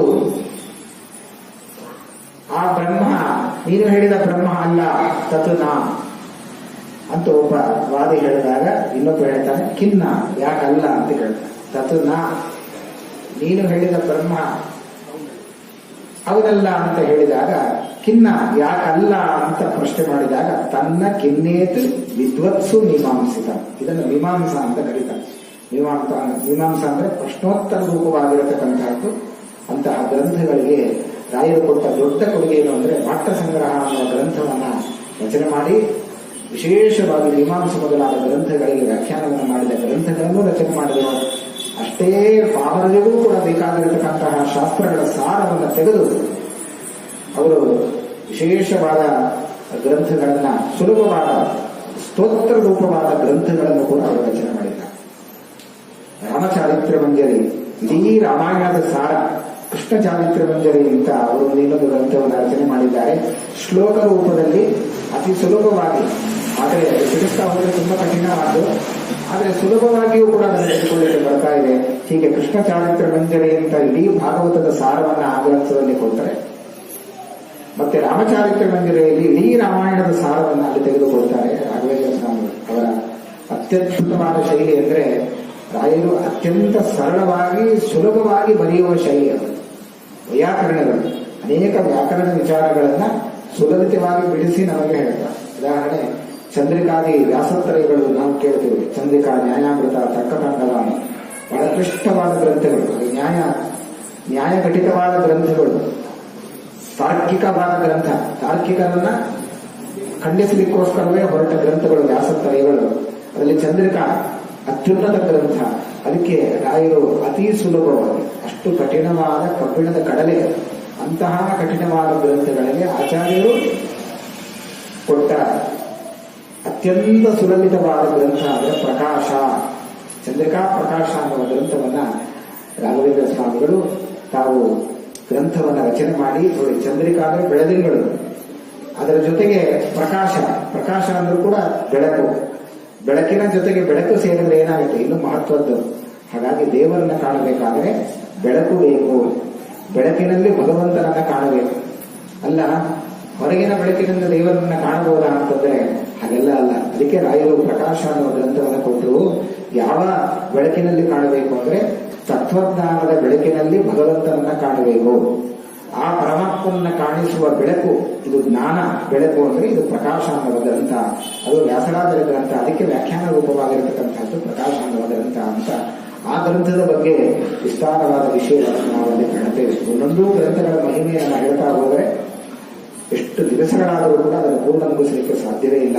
ಗ್ರಂಥದ ಒಳಗೆ ಪ್ರವೇಶ ಮಾಡಿದ್ರೆ ಅದನ್ನು ಅರ್ಥ ಮಾಡಿಕೊಳ್ಳುವುದು ಕೂಡ ತುಂಬಾ ಕ್ಲಿಷ್ಟಕರವಾದ್ದು. ಆದರೆ ರಾಯರು ಮಾಡಿದ ಉಪಕಾರ ಎಷ್ಟು ಅಂದ್ರೆ ಆ ಕಠಿಣವಾದ ಗ್ರಂಥಗಳನ್ನು ಸುಲಲಿತವಾಗಿ ಬಿಡಿಸಿ ನಮಗೆ ತಮ್ಮ ಗ್ರಂಥಗಳಲ್ಲಿ ತಿಳಿಸಿಕೊಟ್ಟಿದ್ದಾರೆ ಎನ್ನುವುದನ್ನ ಅಲ್ಲಲ್ಲಿ ಕೆಲವು ಉದಾಹರಣೆಗಳನ್ನು ನೋಡಿದಾಗ ನಮಗೆ ಗೊತ್ತಾಗುತ್ತೆ. ಇಂತಹ ದೊಡ್ಡ ಸೇವೆಯನ್ನು ಮಾಡಿದವರು ರಾಯರು. ಆದ್ದರಿಂದ ಗುರುನಾಂ ಆಕೃತಿ ಸ್ಮರೆ. ಇಂತಹ ಕೃತಿಗಳು ಭಗವಂತನನ್ನ ಪ್ರತಿಪಾದನೆ ಮಾಡುವ, ಭಗವಂತನ ನಿರ್ದೋಷತ್ವವನ್ನ ಗುಣಪರಿಪೂರ್ಣತ್ವವನ್ನು ಸಮರ್ಥನೆ ಮಾಡುವ ಗ್ರಂಥಗಳನ್ನ ಏನು ರಚನೆ ಮಾಡಿದ್ದಾರೆ ಅದರ ಚಿಂತನೆಯನ್ನು ನಾನು ಸ್ಮರಣೆ ಮಾಡ್ತೇನೆ, ಅದರ ಚಿಂತನೆಯನ್ನ ಮಾಡ್ತೇನೆ. ಗುರುಮುಖೇನ ಅದನ್ನು ಅಧ್ಯಯನ ಮಾಡುತ್ತೇನೆ. ರಾಯರು ಅನುಗ್ರಹಿಸಲಿ, ನನ್ನ ಎಲ್ಲ ವಿಗ್ರಹಗಳನ್ನು ಪರಿಹರಿಸಲಿ, ಮನೋ ಅಭೀಷ್ಟಗಳನ್ನು ಪೂರ್ಣ ಮಾಡಲಿ ಅಂತ ನಿತ್ಯ ನಾವು ಪ್ರಾರ್ಥನೆ ಮಾಡ್ತೇವೆ ಈ ಶ್ಲೋಕದ ಮೂಲಕ. ಹಾಗಾಗಿ ಇನ್ನೊಂದು ರಾಯರು ಕೊಟ್ಟ ದೊಡ್ಡ ಕೊಡುಗೆ ಅಂದ್ರೆ ಭಗವದ್ಗೀತೆ. ಇವತ್ತು ಆ ಭಗವದ್ಗೀತೆಗೆ ನೂರಾರು ವ್ಯಾಖ್ಯಾನಗಳು ಹೊರಟಿವೆ. ಆದರೆ ಒಂದೂ ಕೂಡ ಕೃಷ್ಣನ ತಾತ್ಪರ್ಯಕ್ಕೆ ಅನುಗುಣವಾದ ವ್ಯಾಖ್ಯಾನ ಒಂದೂ ಕೂಡ ಸರಿಯಾಗಿ ನಮಗೆ ಕಂಡಿಲ್ಲ. ಆಚಾರ್ಯರು ಅದಕ್ಕೋಸ್ಕರವೋ ಏನೋ ಎಂಬಂತೆ ಆ ಭಗವದ್ಗೀತೆಗೆ 2 ವ್ಯಾಖ್ಯಾನಗಳನ್ನು ಆಚಾರ್ಯರು ಮಾಡಿದರು. ಒಂದು ಗೀತಾ ತಾತ್ಪರ್ಯ, ಗೀತಾ ಭಾಷ್ಯ ಎಂಬುದಾಗಿ 2 ಗ್ರಂಥಗಳನ್ನು ರಚನೆ ಮಾಡಿ ಗೀತಾ ಭಾಷ್ಯ ಗ್ರಂಥವನ್ನ ತಾವು ರಚಿಸಿ ವೇದವ್ಯಾಸ ದೇವರಿಗೆ ಅರ್ಪಣೆ ಮಾಡಿದರು ಅಂತ ನಾವು ಕೇಳ್ತೇವೆ. ಆ 2 ಕಣ್ಣು ಇದ್ದ ಹಾಗೆ ಭಗವದ್ಗೀತೆಯ 2 ವ್ಯಾಖ್ಯಾನಗಳ ಆಚಾರ್ಯರು ಕೊಟ್ಟ ಗ್ರಂಥಗಳು 2 ಕಣ್ಣು ಇದ್ದ ಹಾಗೆ ಅಂತ ಸ್ತೋತ್ರ ಮಾಡಿದ್ದಾರೆ. ಹಾಗಾಗಿ ಆ ಅತ್ಯಪೂರ್ವವಾದ ಕೃಷ್ಣನ ತಾತ್ಪರ್ಯಕ್ಕೆ ಅನುಗುಣವಾದ ವ್ಯಾಖ್ಯಾನ ಆಚಾರ್ಯರು. ಅಲ್ಲಿ ಆಚಾರ್ಯರು ಒಂದು ಪ್ರತಿಜ್ಞೆ ಮಾಡ್ತಾರೆ ಭಗವದ್ಗೀತೆಗೆ ವ್ಯಾಖ್ಯಾನ ಮಾಡುವ ಸಂದರ್ಭದಲ್ಲಿ, ಗೀತಾರ್ಥಂ ವಕ್ಷ್ಯಾಮಿ ಲೇಷತಃ ಅಂತ ಆಚಾರ್ಯರು ಹೇಳ್ತಾರೆ. ಇಲ್ಲಿ ಪರಕೀಯರು ಪ್ರಶ್ನೆ ಮಾಡಿಕೊಳ್ತಾರೆ, ಅಲ್ಲ ಗೀತಾ ಅನ್ನುವ ಗ್ರಂಥಕ್ಕೆ ವ್ಯಾಖ್ಯಾನ ಮಾಡಲಿಕ್ಕೆ ಹೊರಟದ್ದು ಅದು ಸಿದ್ಧ. ಗೀತೆಯ ಅರ್ಥವನ್ನು ಬರೀತೇನೆ ಅಂತ ಗ್ರಂಥದ ಆರಂಭದಲ್ಲಿ ಅದನ್ನೇ ಪ್ರತಿಜ್ಞೆ ಮಾಡಬೇಕು, ಹೇಳಬೇಕು ಗೀತಾ ಅರ್ಥವನ್ನು ಬರೀತೇನೆ ಅಂತ. ಗೀತಾ ಭಾಷ್ಯ ಅಂದ್ರೆ ಗೀತೆಗೆ ಅರ್ಥ ವಿವರಣೆ ಅನ್ನೋದು. ಗೀತಾ ಭಾಷ್ಯ ಅನ್ನುವ ಶಬ್ದ ಏನು ಗ್ರಂಥದ ಹೆಸರು ನೋಡಿದ್ರೆ ತಿಳಿದು ಹೋಗುತ್ತೆ. ಮೇಲೆ ಪ್ರತ್ಯೇಕವಾಗಿ ಗೀತೆಗೆ ನಾ ಅರ್ಥವನ್ನು ಬರೀತೇನೆ ಅಂತ ಪ್ರತಿಜ್ಞೆ ಯಾಕೆ ಮಾಡಿದ್ರು ಆಚಾರ್ಯರು? ಗೀತಾರ್ಥಂ ವಕ್ಷ್ಯಾಮಿ ಲೇಷತಃ, ಭಗವದ್ಗೀತೆಗೆ ವ್ಯಾಖ್ಯಾನ ಗೀತಾ ಭಾಷ್ಯ ಅಂದ ಮೇಲೆ ಗೀತೆಯ ಅರ್ಥವನ್ನು ತಿಳಿಸುವ ಗ್ರಂಥ ಅದು ಅಂತ ತಿಳಿದು ಹೋಗುತ್ತೆ. ಅಂದಮೇಲೆ ನಾನು ಗೀತೆಯ ಅರ್ಥವನ್ನು ಬರೀತೇನೆ ಅಂತ ಆಚಾರ್ಯರು ಬರೀತಾರೆ. ಯಾಕೆ ಹೇಳಿದರು? ಅದರ ಅಭಿಪ್ರಾಯ ನಮಗೇನು ಅಂತ ಗೊತ್ತಾಗೋದಿಲ್ಲ. ಯಾಕೆ ಜ್ಞಾನಿಗಳೆಲ್ಲ ಅದರ ಅರ್ಥವನ್ನು ಬಿಡಿಸ್ತಾರೆ. ನೋಡಿ, ಅನೇಕರು ಭಗವದ್ಗೀತೆಗೆ ಇವತ್ತು ವ್ಯಾಖ್ಯಾನ ಮಾಡಿದ್ದಾರೆ. ಯಾರೂ ಕೂಡ ಧೈರ್ಯವಾಗಿ ನಾನು ಗೀತೆಯ ಅರ್ಥವನ್ನು ಹೇಳ್ತೀನಿ ಅಂತ ಹೇಳಲಿಲ್ಲ, ಪ್ರತಿಜ್ಞೆ ಮಾಡಲಿಲ್ಲ. ಯಾಕೆಂದ್ರೆ ಅವರು ಗೊತ್ತು ಗೀತೆಯ ಅರ್ಥವನ್ನು ನಾವು ಪೂರ್ಣ ಹೇಳಲಿಕ್ಕೆ ನಮಗೆ ಸಾಧ್ಯವೇ ಇಲ್ಲ ಅನ್ನೋದು ಯಾರ್ಯಾರು ವ್ಯಾಖ್ಯಾನಕಾರರಿದ್ದಾರೆ ಅವರಿಗೆಲ್ಲ ತಿಳಿದ ವಿಷಯ. ಯಾಕೆಂದ್ರೆ ಕೃಷ್ಣನ ಮಾತುಗಳ ಅರ್ಥವನ್ನು ಮಾಡಿಕೊಳ್ಳುವ ಸಾಮರ್ಥ್ಯ ಅದು ಶ್ರೀಮದ್ ಆಚಾರ್ಯರಿಗೆ ಬಿಟ್ರೆ ಇನ್ಯಾರಿಗೂ ಕೂಡ ಸಾಧ್ಯವಿಲ್ಲ ಅನ್ನೋದನ್ನ ಗೀತಾ ಅನ್ನುವ ಗ್ರಂಥ ನೋಡಿದ್ರೆ ನಮ್ಗೆ ಗೊತ್ತಾಗುತ್ತೆ, ಅಥವಾ ಆಚಾರ್ಯರ ವ್ಯಾಖ್ಯಾನದ ನೋಡಿದಾಗ ನಾವು ಅದನ್ನು ಸಮರ್ಥನೆ ಮಾಡಬೇಕು. ಹಾಗಾಗಿ ಯಾರೂ ಕೂಡ ಈ ಪ್ರತಿಜ್ಞೆ ಮಾಡುವ ಧೈರ್ಯವನ್ನು ಮಾಡಲೇ ಇಲ್ಲ. ಯಾಕೆಂದ್ರೆ ಗೀತೆಯ ಅರ್ಥ ಹೇಳಲೇ ಇಲ್ಲ ಅವರು ಯಾರು. ತಮ್ಮ ತಲೆಯಲ್ಲಿದ್ದ ಅರ್ಥವನ್ನು ಗೀತೆಗೆ ತುಂಬಿದ್ದಷ್ಟೇ ಹೊರತು ಗೀತೆಯ ಅರ್ಥವನ್ನು ತಿಳಿಸಿದವರು ಯಾರೂ ಇಲ್ಲ. ಅದನ್ನ ತಿಳಿಸಲಿಕ್ಕೋಸ್ಕರ ಆಚಾರ್ಯ ಹೇಳಿದ್ರು, ನನ್ನ ತಲೆಯಲ್ಲಿದ್ದ ಅರ್ಥವನ್ನು ನಾನು ಗೀತೆಗೆ ತುಂಬಲಿಕ್ಕೆ ಹೊರಟವನಲ್ಲ. ವೇದವ್ಯಾಸ ದೇವರ ತಾತ್ಪರ್ಯ, ಕೃಷ್ಣ ಏನು ಉಪದೇಶ ಮಾಡಿದ್ದಾನೆ ಅರ್ಜುನರನ್ನ ಕುರಿತು, ಆ ಕೃಷ್ಣನ ತಾತ್ಪರ್ಯಕ್ಕೆ ಅನುಗುಣವಾಗಿ ಕೃಷ್ಣನ ಅರ್ಥ ಇದು ಅನ್ನುವುದನ್ನು ನಾನು ತಿಳಿಸ್ತೇನೆ ಅಂತ ಆಚಾರ್ಯರು ವ್ಯಾಖ್ಯಾನ ಮಾಡಲಿಕ್ಕೆ ಮುಂಚೆ ಇಷ್ಟು ಈ ಪ್ರತಿಜ್ಞೆಯನ್ನು ಮಾಡಲಿಕ್ಕೆ ಏನು ಒಂದು ಕಾರಣ ಅನ್ನೋದನ್ನ ವ್ಯಾಖ್ಯಾನಕಾರರು ವಿಮರ್ಶೆ ಮಾಡಿದ್ದಾರೆ. ಯಾರೂ ಕೂಡ ಗೀತೆಯ ಅರ್ಥವನ್ನು ಹೇಳ್ತೇನೆ ಅಂತ ಹೇಳಿಲ್ಲ. ಯಾಕೆಂದ್ರೆ ಗೀತೆಯ ಅರ್ಥವನ್ನ ಅವ್ರು ಯಾರು ಹೇಳಲೇ ಇಲ್ಲ. ಶ್ರೀಮದ್ ಆಚಾರ್ಯರು ನಾನು ಕೃಷ್ಣನ ಅರ್ಥ ಏನು, ಅವನ ತಾತ್ಪರ್ಯ ಏನು, ಅವನ ವಕ್ತೃವಿನ ತಾತ್ಪರ್ಯ ಏನು ಅನ್ನೋದನ್ನ ನಾನು ತಿಳಿಸಿಕೊಡ್ತೇನೆ ಅಂತ ಆಚಾರ್ಯ ತಿಳಿಸಿದಕ್ಕೋಸ್ಕರ ಗೀತಾರ್ಥಂ ವಕ್ಷ್ಯಾಮಿ ಲೇಷತಃ ಎಂಬುದಾಗಿ ಅವರು ಸ್ಪಷ್ಟವಾಗಿ ಬರೀತಾಳೆ. ರಾಯರು ತಮ್ಮ ಗೀತಾವಿವೃತ್ತಿ ಮೊದಲಾದ ಗ್ರಂಥಗಳನ್ನು ನೋಡಿದಾಗ ಈ ಅಭಿಪ್ರಾಯ ನಮಗೆ ಚೆನ್ನಾಗಿ ತಿಳಿಯುತ್ತೆ. ರಾಯರು ಮಾಡಿದ ಉಪಕಾರ ಇಲ್ಲಿ ನಾವು ಅವರ ಸ್ಮರಣೆಯನ್ನ ಮಾಡಬೇಕು. ಮುಂದೆ ಭಗವದ್ಗೀತೆಗೆ ಅನೇಕ ಅರ್ಥಗಳನ್ನ ಕೆಲವರು ಮಾಡಿದ್ದಾರೆ. ಪರಸ್ಪರ ಅನೇಕ ವಿರೋಧಗಳನ್ನು ಕಾಣ್ತೇವೆ. ಒಂದಕ್ಕೊಂದು ಸಂಬಂಧವೇ ಇಲ್ಲ. ಬಹಳ ಪ್ರಸಿದ್ಧವಾದ ಶ್ಲೋಕ ನಿಮಗೆಲ್ಲ ತಿಳಿದಿದೆ. ಭಗವಂತನ ಸಮತ್ವವನ್ನ ಸಮರ್ಥನೆ ಮಾಡುವ, ವ್ಯಾಪ್ತತ್ವವನ್ನು ಸಮರ್ಥನೆ ಮಾಡುವ ಶ್ಲೋಕಗಳು. ವಿದ್ಯಾ ವಿನಯ ಸಂಪನ್ನೆ ಬ್ರಾಹ್ಮಣೇ ಗವಿಹಸ್ತಿನಿ ಶುನಿಚೈವ ಶ್ವಪಾಕೆ ಚ ಪಂಡಿತಾ ಸಮದರ್ಶಿನ. ಬಹಳ ಸುಲಭವಾದ ಶ್ಲೋಕ, ಅನುಷ್ಠುಪ ಶ್ಲೋಕ. ಕೃಷ್ಣ ಹೇಳಿದ ಮಾತು ಮೇಲ್ನೋಟಕ್ಕೆ ಸುಲಭವಾದ ಅರ್ಥವಾದರೆ ಅದನ್ನು ಬಿಡಿಸಿ ನೋಡಿದ್ರೆ ಅತ್ಯದ್ಭುತವಾದ ತತ್ವ ಅದರೊಳಗೆ ಅಡಗಿಕೊಂಡಿದೆ. ಏನು? ಸಮದರ್ಶಿನ. ಇದಕ್ಕೆ ಬೇರೆ ಬೇರೆಯವರೆಲ್ಲ ವ್ಯಾಖ್ಯಾನ ಮಾಡ್ತಾರೆ. ದ್ವೈತಗಳೇ ಮೊದಲಾದವರೆಲ್ಲ ವ್ಯಾಖ್ಯಾನ ಮಾಡುವ ಸಂದರ್ಭದಲ್ಲಿ ಸಮದರ್ಶಿನ, ಎಲ್ಲರನ್ನೂ ಸಮನಾಗಿ ಭಗವಂತ ಕಾಣ್ತಾನೆ, ಅಥವಾ ಇವರೆಲ್ಲರನ್ನೂ ಸಮನಾಗಿ ಭಗವಂತ ಕಾಣ್ತಾನೆ. ಸಮದರ್ಶಿನ ಸ್ಪಷ್ಟವಾಗಿದೆ. ಆ ಸಂಸ್ಕೃತ ಸಾಹಿತ್ಯವನ್ನು ನಾವು ಇಟ್ಟುಕೊಂಡಾಗ ಸಮನಾಗಿ ಇವರನ್ನ ಭಗವಂತ ಕಾಣ್ತಾನೆ, ಇವರೆಲ್ಲ ಸಮ ಅಂತ ತಿಳಿತಾನೆ ಹಾಗೂ ಅರ್ಥವನ್ನು ಬರೆದಿದ್ದಾರೆ. ಯಾರನ್ನ ಅಂತ ಪ್ರಶ್ನೆ ಮಾಡಿಕೊಂಡಾಗ ಒಂದೊಂದೇ ಪಟ್ಟಿ ಕೊಡ್ತಾನೆ. ವಿದ್ಯಾ ವಿನಯ ಸಂಪನ್ನೆ ಬ್ರಾಹ್ಮಣೆ, ಒಳ್ಳೆ ವಿದ್ಯಾಸಂಪನ್ನನಾಗಿರತಕ್ಕಂತಹ ಬ್ರಾಹ್ಮಣ. ಹಾಗಾದ್ರೆ ಒಂದು ವಿಶೇಷಣ ಕೊಡ್ತಾನೆ ಕೃಷ್ಣ. ಬ್ರಾಹ್ಮಣ ಅಂದ್ರೆ ಅರ್ಥ ಏನು ಅಂದ್ರೆ ಅವನು ವಿದ್ಯೆ ಉಳ್ಳವನಾದರೆ ಮಾತ್ರ, ಬ್ರಹ್ಮನನ್ನ ವಿದ್ಯೆಯ ಮೂಲಕ ತಿಳಿದವನಾದರೆ ಮಾತ್ರ ಅವನನ್ನ ಬ್ರಾಹ್ಮಣ ಅಂತ ಕರೀಬೇಕು. ಇಲ್ಲದೆ ಹೋದರೆ ಬರೀ ಬ್ರಾಹ್ಮಣ ಅಂದ್ರೆ ಅವನು ಬ್ರಾಹ್ಮಣ ಅಂತ ಅನಿಸಿಕೊಳ್ಳೋದಿಲ್ಲ ಎಂಬುದಾಗಿ ಆ ಅರ್ಥವನ್ನು ಆಚಾರ್ಯರ ತಾತ್ಪರ್ಯವನ್ನೇ ತಿಳಿಸ್ತಾರೆ. ವಿದ್ಯಾ ವಿನಯ ಸಂಪನ್ನೆ ಬ್ರಾಹ್ಮಣ. ವಿದ್ಯೆ ಮಾತ್ರ ಇದ್ರೆ ಸಾಲದು, ವಿನಯ ಇರಬೇಕು. ಆ ವಿನಯ ಇಲ್ಲ ಅಂದ್ರೆ ವಿದ್ಯೆ ಎಂದೂ ಕೂಡ ಶೋಧಿಸೋದಿಲ್ಲ. ಹಾಗಾಗಿ ಎಲ್ಲ ವಿದ್ಯೆಯು ಕೂಡ ಅದು ಸೋರಿ ಹೋಗುತ್ತೆ. ವಿನಯ ಗುಣ ಅನ್ನೋದು ಬಹಳ ಮುಖ್ಯವಾಗಿರತಕ್ಕಂಥದ್ದು. ಆದ್ರಿಂದ ವಿದ್ಯಾ ವಿನಯ ಸಂಪನ್ನೆ ಬ್ರಾಹ್ಮಣಿ. ಗವಿ ಅಂತ ಇನ್ನೊಂದು ಶಬ್ದ ಹೇಳ್ತಾರೆ. ಬ್ರಾಹ್ಮಣ ಅಂತ ಹೇಳಿದ ಕೂಡಲೇ ಪಕ್ಕದಲ್ಲೇ ಹೇಳುವ ಶಬ್ದ ಗೋವು, ಗವಿ ಅಂತ ಹೇಳ್ತಾನೆ. ಅತ್ಯಂತ ಪೂಜನೀಯವಾದ ಆ ಪ್ರಾಣಿ ಅಂದ್ರೆ ಗೋವು. ಯಾಕೆ? ಕೃಷ್ಣನಿಗೆ ಅತ್ಯಂತ ಇಷ್ಟವಾದದ್ದು ಗೋವುಗಳಂತ ಕೃಷ್ಣ ಭಗವದ್ಗೀತೆಯಲ್ಲಿ ಅದನ್ನು ಉಲ್ಲೇಖ ಮಾಡ್ತಾನೆ. ಯಾಕೆ ಅಂದ್ರೆ ಅದರಲ್ಲಿ ಉತ್ತಮವಾದ ಗುಣ ಇದೆ. ಲೋಕದಲ್ಲಿ ನಾವು ಕಾಣುತ್ತೇವೆ ಬೇಕಾದಷ್ಟು ಗುಣಗಳಿಂದ ಕೂಡಿರುತ್ತಾರೆ. ಆದರೆ ಒಂದು ಗುಣ ಯಾವ ವ್ಯಕ್ತಿಯಲ್ಲಿ ಇಲ್ಲವೋ, ಬೇಕಾದಷ್ಟು ಗುಣಗಳು ತುಂಬಿದ್ರೂ ಕೂಡ ಅದು ಶೋಭಿಸೋದಿಲ್ಲ. ಯಾವುದದು? ಒಬ್ಬ ಕವಿ ಹೇಳ್ತಾನೆ, ತ್ಯಾಗ ಏಕೋ ಗುಣಶ್ರೇಷ್ಠ ಕಿಮನ್ಯೈಹಿ ಗುಣಸತ್ತಮೈಹಿ ತ್ಯಾಗಾತು ಜಗತಿ ಪೂಜ್ಯಂತೆ ಪಶು ಪಾಷಾಣ ಪಾದವ ಎಂಬುದಾಗಿ ದೃಷ್ಟಾಂತವನ್ನು ಕೊಡ್ತಾನೆ. ರಾಘವೇಂದ್ರ ಸ್ವಾಮಿಗಳನ್ನ ನಾವು ಪೂಜ್ಯರು ಅಂತ ಕರಿತೇವೆ. ಪೂಜ್ಯಾಯ ಅಂತ ಅವರನ್ನ ಕರಿತೇವೆ. ಯಾಕೆ ಅವರನ್ನು ಪೂಜ್ಯ ಸ್ಥಾನದಲ್ಲಿಟ್ಟು ಅವರನ್ನು ಯಾಕೆ ಪೂಜೆ ಮಾಡ್ತೇವೆ ಅಂದ್ರೆ ಅದಕ್ಕೆ ಕಾರಣವನ್ನು ಹೇಳ್ತಾರೆ.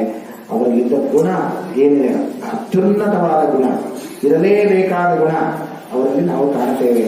ಆದ್ದರಿಂದ ಪೂಜ್ಯಾಯ ಅಂತ ಅಪನ್ಯಾಚಾರ್ಯರು ಈ ವಿಶೇಷಣವನ್ನು ರಾಯರಿಗೆ ಕೊಟ್ಟಿದ್ದಾರೆ. ಏನದು ಗುಣ? ತ್ಯಾಗ ಏಕೋ ಗುಣಶ್ರೇಷ್ಠ ಕಿಮನ್ಯೈಹಿ ಗುಣಸತ್ತಮೈ. ಬೇಕಾದಷ್ಟು ಗುಣಗಳಿದೆ, ಆದರೆ ಒಂದು ತ್ಯಾಗ ಅನ್ನುವ ಒಂದು ಗುಣ ಇಲ್ಲ ಅಂತಂದ್ರೆ ಉಳಿದ ಎಲ್ಲ ಗುಣಗಳು ಕೂಡ ಅದು ಶೋಭಿಸುವುದಿಲ್ಲ. ಅದರ ಜೊತೆಗೆ ತ್ಯಾಗ ಅನ್ನುವ ಗುಣ ಸೇರಿದಾಗ ಮಾತ್ರ ಆ ಬೇರೆ ಗುಣಗಳಿಗೆ ಬೆಲೆ ಬರುತ್ತದೆ ಅನ್ನೋದನ್ನ ರಾಯರ ಜೀವನ ಚರಿತ್ರೆಯನ್ನು ಉದಾಹರಿಸಲಿಕ್ಕೋಸ್ಕರ ಅಪರ್ಣಾಚಾರ್ಯರು ಈ ಮಾತನ್ನು ಪೂಜ್ಯಾಯ ಅನ್ನುವ ಶಬ್ದವನ್ನು ಇಟ್ಟಿದ್ದಾರೆ. ಹಾಗಾಗಿ ಗೋವಿನಲ್ಲಿ ಈ ತ್ಯಾಗ ಅನ್ನುವ ಗುಣ ಇದೆ. ಭಗವಂತ ಅದನ್ನು ಉದಾಹರಿಸ್ತಾನೆ. ವಿದ್ಯಾ ವಿನಯ ಸಂಪನ್ನನಾದ ಬ್ರಾಹ್ಮಣನ ಜೊತೆಗೆ ಗೋವನ್ನ ಸೇರಿಸಿದ್ದಾನೆ ಕೃಷ್ಣ ಪರಮಾತ್ಮ. ಯಾಕೆ ಅಂತಂದ್ರೆ ಗೋವಿನಲ್ಲಿ ಉತ್ತಮವಾದ ಗುಣ ಇದೆ. ಅದು ತ್ಯಾಗ ಅನ್ನುವ ಗುಣ ಅತ್ಯುತ್ತಮವಾದ ಗುಣ. ಅದು ಅದರಿಂದಲೇ ಗೋವು ಪೂಜ್ಯ ಸ್ಥಾನವನ್ನು ಪಡೆದಿದೆ ಅನ್ನುವುದು ಕೂಡ ಕೃಷ್ಣನ ತಾತ್ಪರ್ಯ. ಹಾಗಾಗಿ ಗವಿ ಎನ್ನುವ ಶಬ್ದವನ್ನು ಬಳಸಿ ಹಸ್ತಿನಿ ಅಂತ ಹೇಳ್ತಾರೆ. ಭಗವಂತ ಅದಾದ ಕೂಡಲೇ, ಹಸ್ತಿ ಅಂದರೆ ಆನೆ, ಗೋವನ್ನ ಹೇಳಿದ ಮೇಲೆ ಆನೆಯನ್ನು ಕೂಡ ಪರಮಾತ್ಮ ಉದಾಹರಿಸ್ತಾನೆ. ಆ ಆನೆಯ ಘೋಷವನ್ನ ಪ್ರಾತಃ ಕಾಲದಲ್ಲಿ ಕೇಳಬೇಕಂತೆ. ಮಂಗಲ ಉಂಟಾಗುತ್ತೆ, ಮಂಗಲ ಜೀವನ ನಮಗಾಗತ್ತಂತೆ. ಆನೆಯ ಗೀಳಿನ ಘೋಷವನ್ನು ನಾವು ಕೇಳಬೇಕು ಅಂತ ಶಾಸ್ತ್ರದಲ್ಲಿ ಹೇಳ್ತಾ ಇದೆ. ಹಾಗಾಗಿ ಗವಿ ಅಂದ್ರೆ ಗೋವು. ಅದರ ನಂತರದಲ್ಲಿ ಹಸ್ತಿ ಆನೆಯನ್ನು ಹೇಳ್ತಾನೆ. ಗವಿಹಸ್ತಿನಿ, ಶುನಿ, ಅದರ ಜೊತೆಗೆ ನಾಯಿ. ಶುನಿ ಅಂದ್ರೆ ನಾಯಿ, ನಾಯಿಯನ್ನು ಕೂಡ ಹೇಳ್ತಾನೆ ಪವ. ಶುನಿ ಶುನಿಚೈವ ಶ್ವಪಾಕೇಚ, ಆ ನಾಯನ್ನ ಬೇಯಿಸಿ ತಿನ್ನುವವ ಶ್ವಪಾಕ, ಶ್ವಪಚ ಅಂತ ಕರೀತಾರೆ. ಶುನಿಚೈವ ಶ್ವಪಾಕೇಚ ಪಂಡಿತಾ ಸಮದರ್ಶಿನ. ನಿಜವಾದ ವಿದ್ವಾಂಸರು ಯಾರು ಅಂತಂದ್ರೆ ಈ ಎಲ್ಲದನ್ನ ಸಮನಾಗಿ ಕಾಣುವವರು ಯಾರಿದ್ದಾರೆ ಅವರು ಪಂಡಿತರು ಎಂಬುದಾಗಿ ಕೃಷ್ಣ ಈ ಮಾತನ್ನ ಹೇಳಿದ್ದಾರೆ. ಭಗವದ್ಗೀತೆಯಲ್ಲಿ ಕೂಟ ಶ್ಲೋಕ ಅಂತ ಕರೆಯಬಹುದು. ಯಾಕೆಂದ್ರೆ ಮೇಲ್ನೋಟಕ್ಕೆ ಒಂದು ಸಾಮಾನ್ಯವಾದ ಅರ್ಥವಾದರೆ ಒಳಾರ್ಥವೇ ಬೇರೆ ಇದೆ ಅನ್ನುವುದನ್ನ ತಮ್ಮ ತಮ್ಮ ವ್ಯಾಖ್ಯಾನಗಳಲ್ಲಿ ರಾಯರ ಮೊದಲಾದ ಅನೇಕ ಜ್ಞಾನಿಗಳು ಅದಕ್ಕೆ ವ್ಯಾಖ್ಯಾನವನ್ನು ಮಾಡಿ ಸುಂದರವಾದ ವಿವರಣೆಯನ್ನು, ಆಚಾರ್ಯರ ತಾತ್ಪರ್ಯ ಇದು, ವೇದವ್ಯಾಸದೇವರ ತಾತ್ಪರ್ಯ ಇದು ಅಂತ ಆಚಾರ್ಯರು ತಮ್ಮ ವ್ಯಾಖ್ಯಾನ ಗ್ರಂಥದಲ್ಲಿ ತೋರಿಸಿದರೆ, ರಾಯರೇ ಮೊದಲಾದ ಜ್ಞಾನಿಗಳೆಲ್ಲ ಅದಕ್ಕೆ ವ್ಯಾಖ್ಯಾನ ಮಾಡಿ ಇದು ಆಚಾರ್ಯರ ಹೃದಯ ಅನ್ನುವುದನ್ನು ಬಿಚ್ಚಿಟ್ಟಿದ್ದಾರೆ. ಹೀಗೆ ಅನೇಕರು ಸಾಮಾನ್ಯವಾದ ಅರ್ಥವನ್ನ ಮಾಡಿಬಿಟ್ಟಿದ್ದಾರೆ. ಕೃಷ್ಣ ಮುಂದೆ ಹೇಳುವ ಮಾತುಗಳಿಗೂ ಈ ಶ್ಲೋಕಕ್ಕೂ ಇದೇ ಅರ್ಥವನ್ನು ಹೇಳಿದರೆ ಅತ್ಯಂತ ವಿರೋಧ ಉಂಟಾಗುತ್ತೆ. ಆ ವಿರೋಧ ಪರಿಹಾರಕ್ಕೋಸ್ಕರ ಈ ರೀತಿಯಾದ ಅರ್ಥವನ್ನು ನಾವು ತೋರಿಸಬೇಕು ಅನ್ನೋದನ್ನ ಜ್ಞಾನಿಗಳು ಅದನ್ನು ತಮ್ಮ ವ್ಯಾಖ್ಯಾನದಲ್ಲಿ ತೋರಿಸಿಕೊಟ್ಟಿದ್ದಾರೆ. ಸಮದರ್ಶಿನ ಅಂತ ಒಂದು ಶಬ್ದ ಇದೆ. ಇವರೆಲ್ಲರನ್ನೂ ಕೂಡ ಸಮನಾಗಿ ಕಾಣಬೇಕು, ಕಾಣುತ್ತಾರೆ. ಸಾಧ್ಯವೇ ಈ ಅರ್ಥ ಮಾಡಲಿಕ್ಕಾಗೋದಿಲ್ಲ. ಯಾಕೆಂದ್ರೆ ಮುಂದಿನ ಶ್ಲೋಕದಲ್ಲಿ ಕೃಷ್ಣನೇ ವ್ಯಾಖ್ಯಾನ ಮಾಡ್ತಾನೆ, ನಿರ್ದೋಷಂ ಹಿ ಸಮಂ ಬ್ರಹ್ಮ. ಸಮದರ್ಶಿನ ಅಂತ ಹೇಳಿ, ಸಮ ಅಂದ್ರೆ ಅರ್ಥ ಏನಲ್ಲಿ ಸಮನಾಗಿ ಕಾಣ್ತಾರೆ ಅಂತ ತಿಳಿಯಬೇಡ್ರಿ. ಸಮ ಅಂದ್ರೆ ನಿರ್ದೋಷಂ ಹಿ ಸಮಂ ಬ್ರಹ್ಮ ಅಂದ್ರೆ ಸಮನಾದ ಬ್ರಹ್ಮನನ್ನ ಈ ಪ್ರತೀಕಗಳಲ್ಲಿ ಕಾಣುತ್ತಾರೆ ಅಂತ ಅರ್ಥ ಮಾಡಿ. ಎಷ್ಟು ಸುಂದರವಾದ ಅರ್ಥ ಮಾಡಿ. ಯಾರೂ ಕೂಡ ನೂರಾರು ವ್ಯಾಖ್ಯಾನಗಳು ಭಗವದ್ಗೀತೆಯಲ್ಲಿ ತೆರೆದು ನೋಡಿದ್ರು ಕೂಡ ಈ ಅರ್ಥವನ್ನು ಯಾರು ಬರದೇ ಇಲ್ಲ. ನಾಯಿಯೂ ಒಂದೇ, ಮತ್ತೆ ಆನೆಯೂ ಒಂದೇ, ಗೋವು ಒಂದೇ, ವಿದ್ಯಾಸಂಪನ್ನನಾದ ಬ್ರಾಹ್ಮಣನೂ ಒಂದೇ ಅಂತ ಚಿಂತನೆ ಮಾಡ್ತಾರೆ ಅಂತ ಈ ಅರ್ಥವನ್ನು ಬರೆದರೆ ಶ್ರೀಮದ್ ಆಚಾರ್ಯರು ಕೊಟ್ಟ ಅಪೂರ್ವವಾದ ಅರ್ಥ ಏನು ಅಂದರೆ, ಈ ಎಲ್ಲದರ ಒಳಗೆ ಒಂದೊಂದು ನಾಯಿ ಮೊದಲಾದ ನೀಚ ಪ್ರಾಣಿಗಳಿದ್ದರೂ ಕೂಡ ಅದರಲ್ಲೂ ಕೂಡ ಪರಮಾತ್ಮ ಇದ್ದಾನೆ, ಭಗವಂತ ಇದ್ದಾನೆ. ಆದ್ರಿಂದ ಅದು ಬದುಕಿ ಉಳಿದಿದೆ, ಉಸಿರಾಡ್ತಾ ಇದೆ. ಹಾಗಾಗಿ ಅದರ ಒಳಗೆ ನಿರ್ದೋಷನಾದ ಸಮನಾದ ಭಗವಂತ ಬ್ರಹ್ಮ ಇದ್ದಾನೆ ಅಂತ ತಿಳಿ. ಹಾಗಾಗಿ ಬ್ರಾಹ್ಮಣನ ಒಳಗೂ ಪರಮಾತ್ಮ ಇದ್ದಾನೆ, ಗೋವಿನ ಒಳಗೂ ಇದ್ದಾನೆ, ಆನೆಯ ಒಳಗೂ ಇದ್ದಾನೆ, ನಾಯಿಯಲ್ಲೂ ಇದ್ದಾನೆ. ನಾಯಿಯನ್ನ ಬೇಯಿಸಿ ತಿನ್ನುವ ಸ್ವಪಚನ ಒಳಗೂ ಭಗವಂತ ಇದ್ದಾನೆ. ಆದರೆ ಅವನಲ್ಲಿ ಭೇದವನ್ನ ಕಾಣಬೇಡ, ಅವನು ಸಮ ಅಂತ ತಿಳಿ. ಭಗವಂತ ನಾಯಿಯಲ್ಲಿದ್ದ ಭಗವಂತ, ಆನೆಯಲ್ಲಿದ್ದ ಭಗವಂತ, ಗೋವಿನಲ್ಲಿದ್ದ ಭಗವಂತ. ಹಾಗಾದ್ರೆ ನಾಯಿಯಲ್ಲಿ ಪರಮಾತ್ಮ ಇದ್ದ, ಆದರೆ ನಾಯಿಯನ್ನೇ ಪೂಜೆ ಮಾಡೋಣ, ಗೋವನ್ನ ಯಾಕೆ ಪೂಜೆ ಮಾಡಬೇಕು ಅಂತ ಕೇಳಿದ್ರೆ ಅದಕ್ಕೆ ಅದಕ್ಕೊಂದು ಶಾಸ್ತ್ರ ಸರಿಯಾದ ಉತ್ತರವನ್ನ ಜ್ಞಾನಿಗಳು ನೀಡುತ್ತಾರೆ. ಆ ಅಧಿಷ್ಠಾನಗಳಲ್ಲಿ ಭಗವಂತನ ಸನ್ನಿಧಾನದಲ್ಲಿ ವ್ಯತ್ಯಾಸವಿದೆ, ಅದರಲ್ಲಿ ತಾರತಮ್ಯ ಇದೆ. ಭಗವಂತನಲ್ಲಿ ತಾರತಮ್ಯವಿಲ್ಲ, ಆದರೆ ಭಗವಂತನ ಸನ್ನಿಧಾನದಲ್ಲಿ ತಾರತಮ್ಯ ಉಂಟು ಅಂದರೆ ಈ ಸೂಕ್ಷ್ಮ ಧರ್ಮವನ್ನ ಶಾಸ್ತ್ರಕಾರರು ನಮಗೆ ತಿಳಿಸಿಕೊಟ್ಟಿದ್ದಾರೆ. ಹಾಗಾಗಿ ನಾಯಿಯಲ್ಲೂ ಭಗವಂತ ಇದ್ದಾನೆ, ಆದರೆ ಆ ಪ್ರತೀಕದಲ್ಲಿ, ಆ ಅಧಿಷ್ಠಾನದಲ್ಲಿ, ನೀಚವಾದ ಅಧಿಷ್ಠಾನದಲ್ಲಿ ಭಗವಂತನನ್ನ ಪೂಜಿಸಬೇಡ. ಗೋವಿನಲ್ಲಿ ಭಗವಂತ ಇದ್ದಾನಲ್ಲ, ಅವನೊಳಗಿದ್ದ ಭಗವಂತನನ್ನ ಮಾತ್ರ ಪೂಜೆ ಮಾಡಿ. ಯಾಕೆ? ಎರಡೂ ಪ್ರತೀಕಗಳಲ್ಲಿ ಇದ್ದ ಭಗವಂತ ಒಬ್ಬನೇ ಅಲ್ವಾ, ಅವನು ಸಮ ಅಲ್ವಾ, ಅವನ್ನ ಯಾಕೆ ಪೂಜೆ ಮಾಡಬಾರದು ಅಂತ ಕೇಳಿದ್ರೆ ಅವನ ಸನ್ನಿಧಾನ ವಿಶೇಷ ಇದೆ, ಅದರ ವಿಭೂತಿ ರೂಪಗಳಿದೆ. ಭಗವಂತನ ಯದ್ಯದ್ ವಿಭೂತಿ ಮತ್ ಸತ್ವಂ ಅಂತ ಕೃಷ್ಣನೇ ಭಗವದ್ಗೀತೆ ಹೇಳ್ತಾರೆ. ಹಾಗಾಗಿ ಇಂತಹ ಸಂದೇಹಗಳು ನಮಗೆ ಶ್ಲೋಕವನ್ನು ನೋಡಿದಾಗ ಬಂದಾಗ ರಾಯರು ತಮ್ಮ ಗ್ರಂಥಗಳಲ್ಲಿ, ಗೀತಾವೇದಿ ಮೊದಲಾದ ಗ್ರಂಥಗಳಿಗೆ ಚೆನ್ನಾಗಿ ಬಿಡಿಸಿ ನಮಗೆ ಕೊಟ್ಟಿದ್ದಾರೆ. ಅದರ ಜೊತೆಗೆ ಇನ್ನೊಂದು ಸ್ವಾರಸ್ಯಕೂಟ ಶ್ಲೋಕ ಭಗವದ್ಗೀತೆಯಲ್ಲಿದೆ. ರಾಯರ ವ್ಯಾಖ್ಯಾನವನ್ನು ನೋಡದೆ ಹೋದರೆ ನಮಗೆ ಆ ಸರಿಯಾದ ಅರ್ಥವನ್ನು, ಆಚಾರ್ಯರ ಅಭಿಪ್ರಾಯ ಇದು ಅಂತ ನಮಗೆ ತಿಳಿಯೋದಿಲ್ಲ. ಅಷ್ಟು ಸುಲಲಿತವಾಗಿ ಆಚಾರ್ಯರು ಅರ್ಥವನ್ನು ಬಿಡಿಸಿ ಬಿಡಿಸಿ ಬಿಡಿಸಿ ನಮಗೆ ತೋರಿಸ್ತಾರೆ. ಯಾವುದದು ಶ್ಲೋಕ? ಬಹಳ ಪ್ರಸಿದ್ಧವಾದ ಇನ್ನೊಂದು ಶ್ಲೋಕ. ಕರ್ಮಣ್ಯ ಕರ್ಮಯ ಪಶ್ಯೇತ್ ಅಕರ್ಮಣಿ ಚ ಕರ್ಮಯ ಸಬುದ್ಧಿಮಾನ್ ಮನುಷ್ಯೇಷು. ಬಹಳ ಸುಂದರವಾದ ಮಾತನ್ನು ಕೃಷ್ಣ ಹೇಳ್ತಾನೆ. ಕರ್ಮಣ್ಯ ಕರ್ಮಯ ಪಶ್ಯೇತ್ ಅಕರ್ಮಣಿ ಚ ಕರ್ಮಯ. ಇದೊಂದು ಕರ್ಮದ ಕಗ್ಗಂಟಿದು, ಇದನ್ನು ಬಿಡಿಸೋದೇ ಬಹಳ ಕಷ್ಟ. ಕರ್ಮಣಿ ಅಕರ್ಮಯ ಪಶ್ಯೇತ್, ಒಂದು ರೀತಿ ಅದ್ವೈತ ಸಿದ್ಧಾಂತವನ್ನೇ ಕೃಷ್ಣ ಪ್ರತಿಪಾದನೆ ಮಾಡ್ತಾ ಇದ್ದಾನೆ ಅನ್ನೋದು ಇದರಲ್ಲಿ ಚೆನ್ನಾಗಿ ಕಾಣ್ತಾ ಇದೆ ಮೇಲ್ನೋಟಕ್ಕೆ. ಕರ್ಮಣಿ, ಎಲ್ಲಿ ಕರ್ಮ ಇದೆ, ಕರ್ಮಣಿ ಅಂದ್ರೆ ಎಲ್ಲಿ ಕರ್ಮ ಇದೆಯೋ ಅಲ್ಲಿ ಅಕರ್ಮಯ ಪಶ್ಯೆ, ಅಲ್ಲಿ ಕರ್ಮ ಇಲ್ಲ ಅಂತ ತಿಳಿ ಅಂತ ಕೃಷ್ಣ ಹೇಳ್ತಾನೆ. ಇದು ಈ ರೀತಿ ಉಪದೇಶ ಮಾಡೋದು. ಕರ್ಮ ಇದ್ದಲ್ಲಿ ಕರ್ಮ ಇದೆ ಅಂತ ತಿಳಿ ಅಂತ ಹೇಳಬೇಕಾ ದೇವರು? ಅದು ಬಿಟ್ಟು ಕರ್ಮಣಿ ಅಕರ್ಮ, ಕರ್ಮಣಿ ಅಕರ್ಮಯ ಪಶ್ಯೆ, ಕರ್ಮ ಇದ್ದಲ್ಲಿ ಕರ್ಮ ಇಲ್ಲ ಅಂತ ತಿಳಿ. ಸಕೃತ್ ಹೀಗೆ ತಿಳ್ಕೊಂಡ್ರೆ ನೀನು ಎಲ್ಲವನ್ನೂ ತಿಳಿದ ಹಾಗೆ, ನೀನು ಪಂಡಿತ, ನಿಜವಾದ ಪಂಡಿತ ಮಾಗ್ತಿ ನೀನು ಎಂಬುದಾಗಿ ಕೃಷ್ಣನ ಮಾತು. ಪುಟ ಶ್ಲೋಕ ಇಷ್ಟೇ ತಿಳ್ಕೊಂಡ್ಬಿಟ್ರೆ ದೇವರೇ ಗತಿ. ಕೆಲವರು ವ್ಯಾಖ್ಯಾನ ಹೀಗೆ ಮಾಡಿಬಿಟ್ಟಿದ್ದಾರೆ. ಕರ್ಮ ಇದ್ದಲ್ಲಿ ಕರ್ಮ ಇಲ್ಲ ಅಂತ ತಿಳಿಬೇಕು.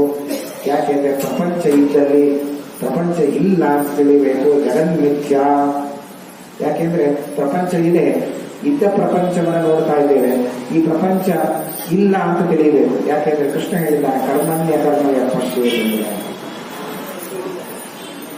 ಪ್ರಪಂಚ ಇದೆ, ಕಾಣ್ತಾ ಇದೆ, ಆದ್ರಿಂದ ಇದೆ ಅಂತ ಹೇಳಬೇಕು. ಕಾಣೋದ್ರಿಂದ ಇದೆ ಅಂತ ಹೇಳಬೇಕಾ? ಕಾಣ್ತಾ ಇದೆ ವಸ್ತು, ಆದ್ರಿಂದ ಈ ವಸ್ತು ಇಲ್ಲ ಅಂತ ಯಾರಾದರೂ ಹೇಳ್ತಾರೆ? ಕಾಣೋದಿಲ್ಲ ಇಲ್ಲ ಅಂತ ಹೇಳಬೇಕಾ?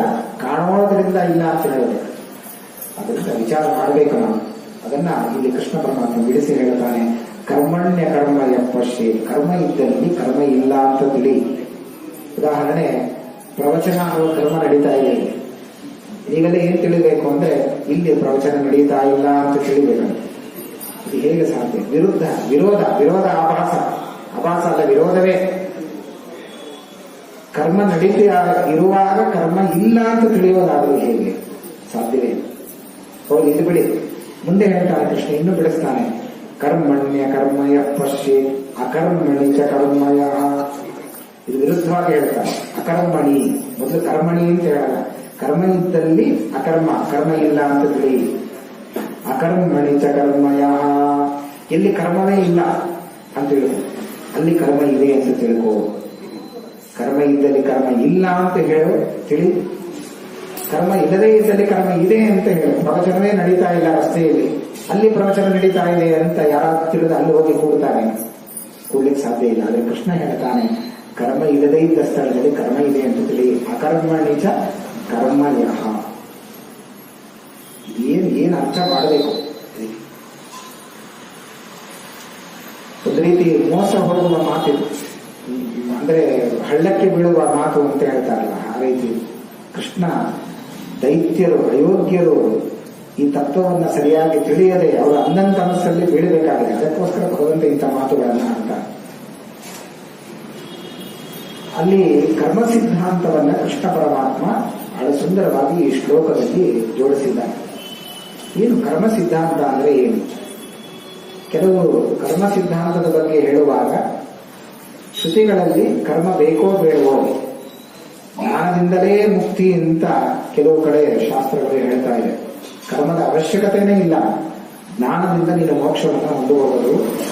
ಕರ್ಮದ ಅವಶ್ಯಕತೆ ಇಲ್ಲ, ಅದರಿಂದ ಕರ್ಮಠನಾಗಬೇಡ, ಜ್ಞಾನಿಯಾಗು. ಜ್ಞಾನೇ ನೈವ ಪರಂಪದಂ ಅನ್ನುವ ಮಾತನ್ನು ನಾವು ಆಚಾರ್ಯರು ಹೇಳಿದ್ದನ್ನು ಕೇಳಿದೆ.